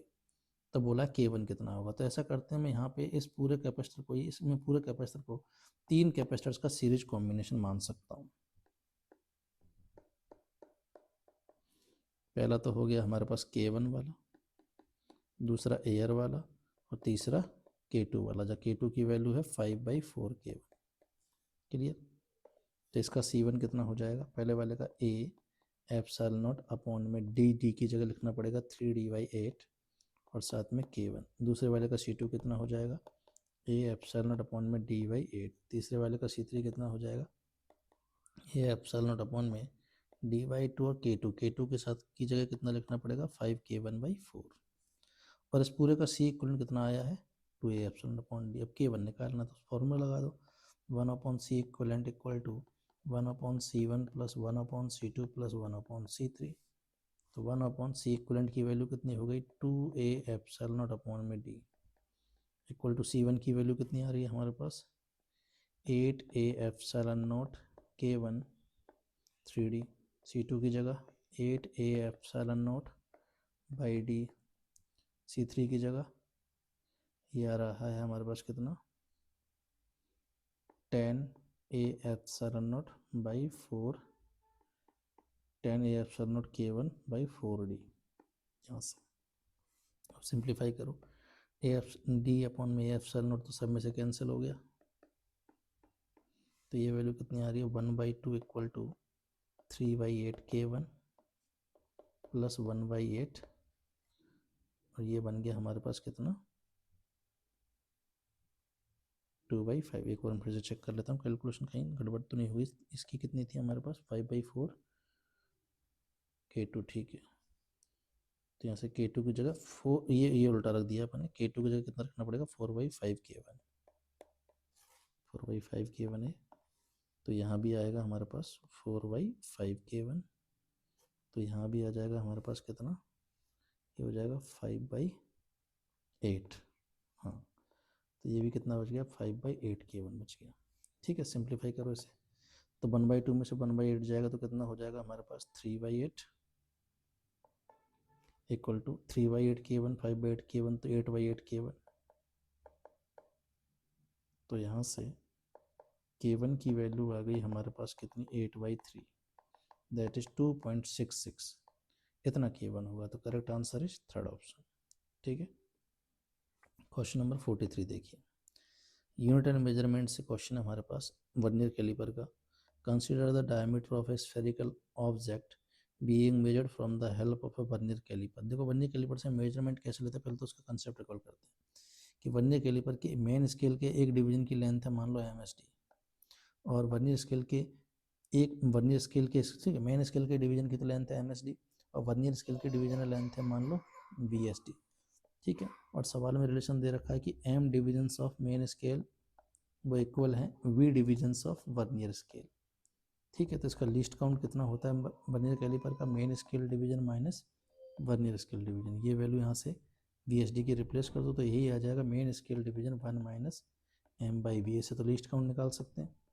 ठीक है, अब रीडिंग कैसे निकालते हैं, रीडिंग की वैल्यू होती है main scale reading plus vernier scale reading minus 0 error, with sign रखना होता है।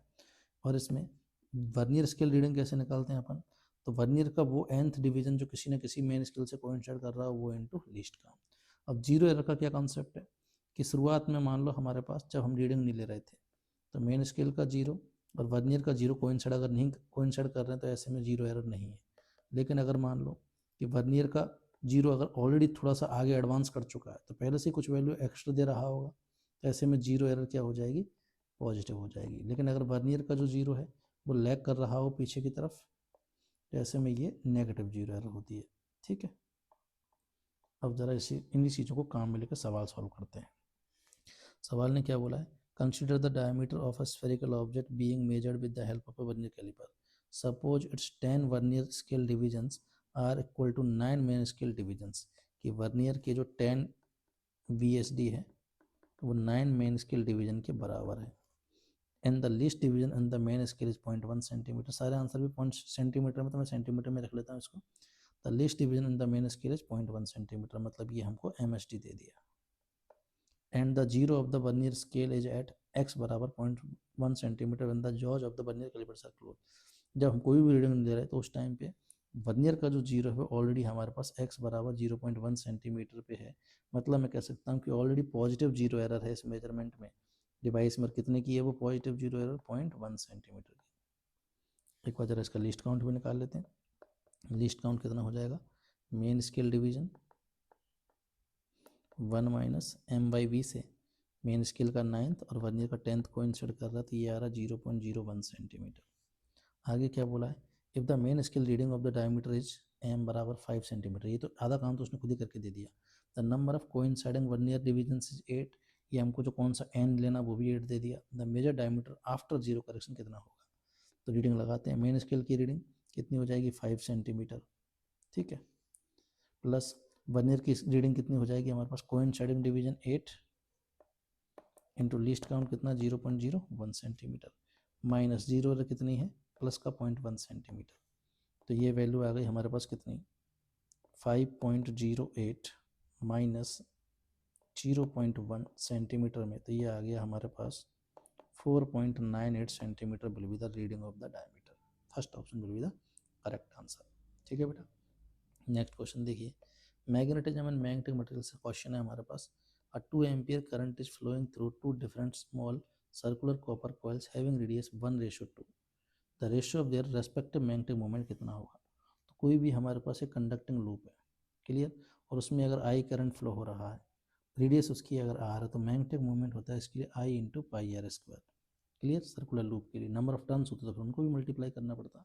अब सवाल में क्या दे रखा है कि दो लूप हैं और दोनों में करंट तो सेम है, तो ऐसे में मैग्नेटिक मोमेंट सीधा रेडियस के स्क्वायर के प्रोपोर्शनल हो जाएगा। तो मैग्नेटिक मोमेंट का रेशियो कितना आ जाएगा हमारे पास, R1:R2 का होल स्क्वायर। रेडियस का रेशियो है 1:2, तो ये हो जाएगा 1:4। तो third option will be the correct answer. Question number 45, surface tension का क्वेश्चन है, नीट 2025 का सबसे टफेस्ट क्वेश्चन इसको जो है कंसिडर किया गया था। ठीक है, इसको सॉल्व करने से पहले हल्का सा कुछ कंसेप्ट हम रिकॉल करते हैं कि रेडियस ऑफ कर्वेचर कैसे फाइंड करते हैं।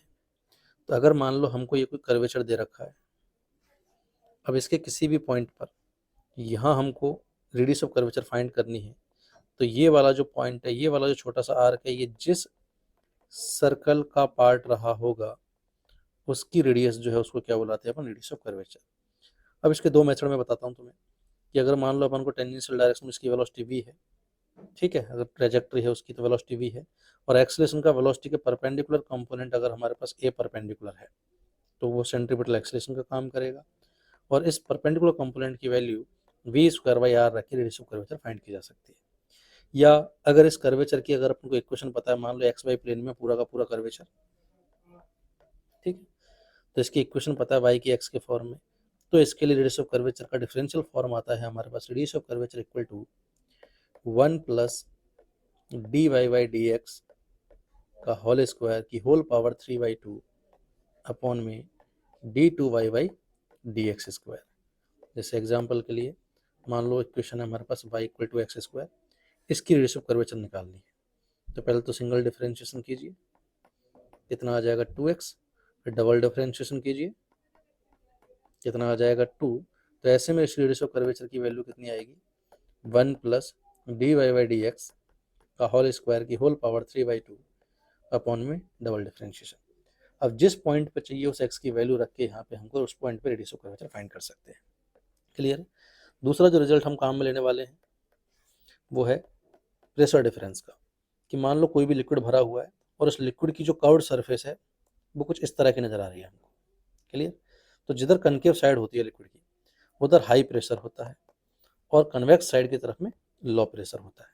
अब इन दोनों हाई और लो के बीच का जो डिफरेंस है वो कितना होता है हमारे पास, ठीक है।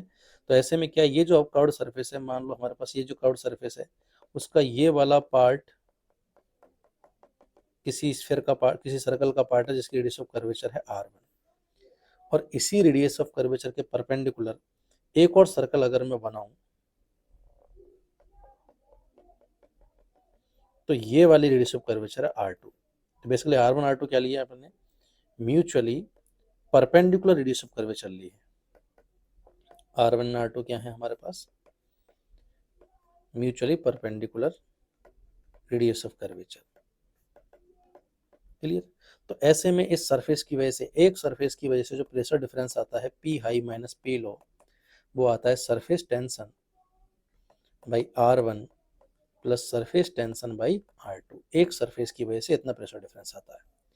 अब स्फीयर में क्या होता है, मान लो ये जो हमारे पास जो कर्व्ड सरफेस है वो किसी स्फीयर का पार्ट रही होती है, तो स्फीयर में सारी रेडियस ऑफ कर्वेचर सेम आती है, ये वाली भी r होती और ये वाली भी r होती। तो ऐसे में s/r प्लस s/r से 2s/r लिख देते। तो रिजल्ट तुम्हें पता भी होगा कि ड्रॉप के लिए प्रेशर डिफरेंस की वैल्यू आती है 2s/r। क्लियर, क्योंकि वह दोनों r1 r2 क्या हो जाते हैं, सेम हो जाते हैं। क्लियर। जैसे एक एग्जांपल अगर मैं कहूँ, मान लो एक सिलेंडर है, लॉन्ग सिलेंडर, इसके लिए अगर अपन बात करें इस जगह पर, तो यहाँ पे ये वाली जो सरफेस है वो तो प्लेन सरफेस बन रही है, मतलब इसका रेडियस ऑफ कर्वेचर हो जाएगा r1 इनफाइनाइट। लेकिन इसके परपेंडिकुलर जो रेडियस ऑफ कर्वेचर है वो हमारे पास सिलेंडर के रेडियस ऑफ कर्वेचर के बराबर हो जाएगी, सिलेंडर की रेडियस के बराबर हो जाएगी। इसकी तो r2 की वैल्यू हो जाएगी r, जहाँ पे r है सिलेंडर की रेडियस। तो यहाँ r1 r2 इस तरीके से लिए जाएंगे। अब इस रिजल्ट को काम में लेकर जरा सवाल देखते हैं। सवाल ने क्या बोला है, consider a water tank shown in the figure. ये हमको एक वाटर टैंक दिखा रखा है जो कि XY प्लेन में है, और यहाँ लिक्विड भरा हुआ है, इसमें इस तरीके से लिक्विड भरा हुआ है। It has one wall at x equal to at, x equal to all पर ये अपन को एक दीवार नजर आ रही है इसमें।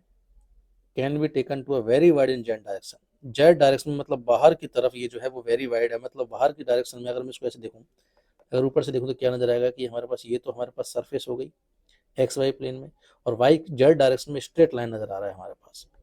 तो इस तरह की सरफेस है बेसिकली, यूं कि ये तो XY प्लेन में और ये है जेड डायरेक्शन में। क्लियर।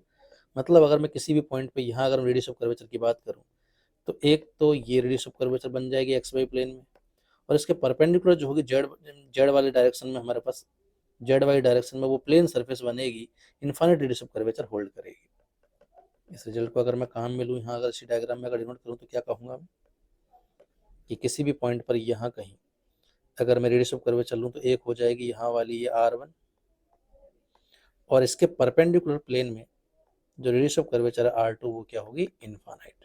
क्लियर। अब आगे क्या बोला है, when filled with a liquid of surface tension S and density rho, the liquid surface makes angle theta naught where theta naught is very small। अब x इक्वल टू एल पर theta naught very small है तो उससे कम पे इधर कहीं इधर भी थीटा की वैल्यू वेरी स्मॉल होगी, तो ऐसे में टेन थीटा को साइन थीटा लिखा जा सकता है, जहाँ टेन थीटा जो होता है वो डी बाई डी एक्स मतलब टेंजेंट के बराबर होता है, ऐसा सवाल ने गिवन किया है। With the X axis at X equal to L, X equal to L पे एंगल दिया हुआ है। If Y X is the height of the surface tension then equation of the Y क्या होगी हमारे पास, की हाइट जो है हमारे पास अगर वाई एक्स है, यहाँ ये माना हुआ है कि ये हाइट जो है वेरी नेग्लिजिबल है, हालांकि सवाल में गिवन नहीं किया बट मानना पड़ेगा अपन को, वरना सवाल ही सॉल्व नहीं होगा। ठीक है, तो बोला हुआ है कि ये जो हाइट है हमारे पास किसी भी जगह पे, ये हमारे पास ये हाइट जो है वो वाई एक्स है, तो डिफरेंशियल इक्वेशन के साथ रिलेशन पूछा है। अब जरा सवाल को समझना कि ये हो गया हमारे पास लिक्विड सरफेस, यहाँ है ओरिजिन।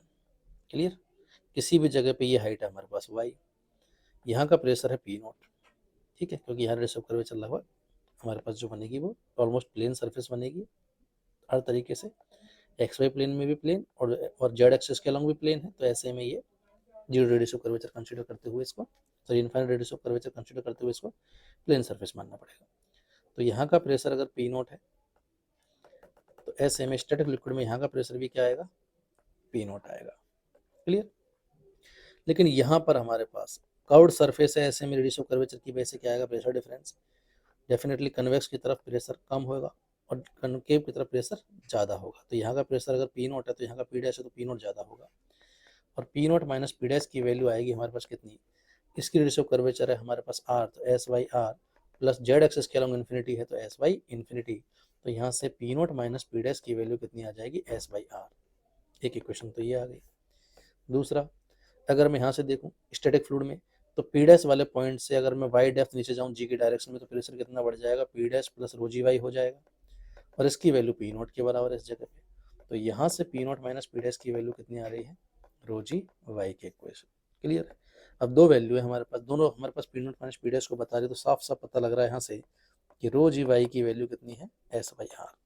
अब रेडियस ऑफ कर्वेचर कैसे निकालें, तो रेडियस ऑफ कर्वेचर का फॉर्मूला क्या है हमारे पास, डिफरेंशियल इक्वेशन में फॉर्म में 1 plus D Y by D X का होल स्क्वायर की होल पावर 3/2 अपॉन में डबल डिफरेंशिएशन ऑफ वाई।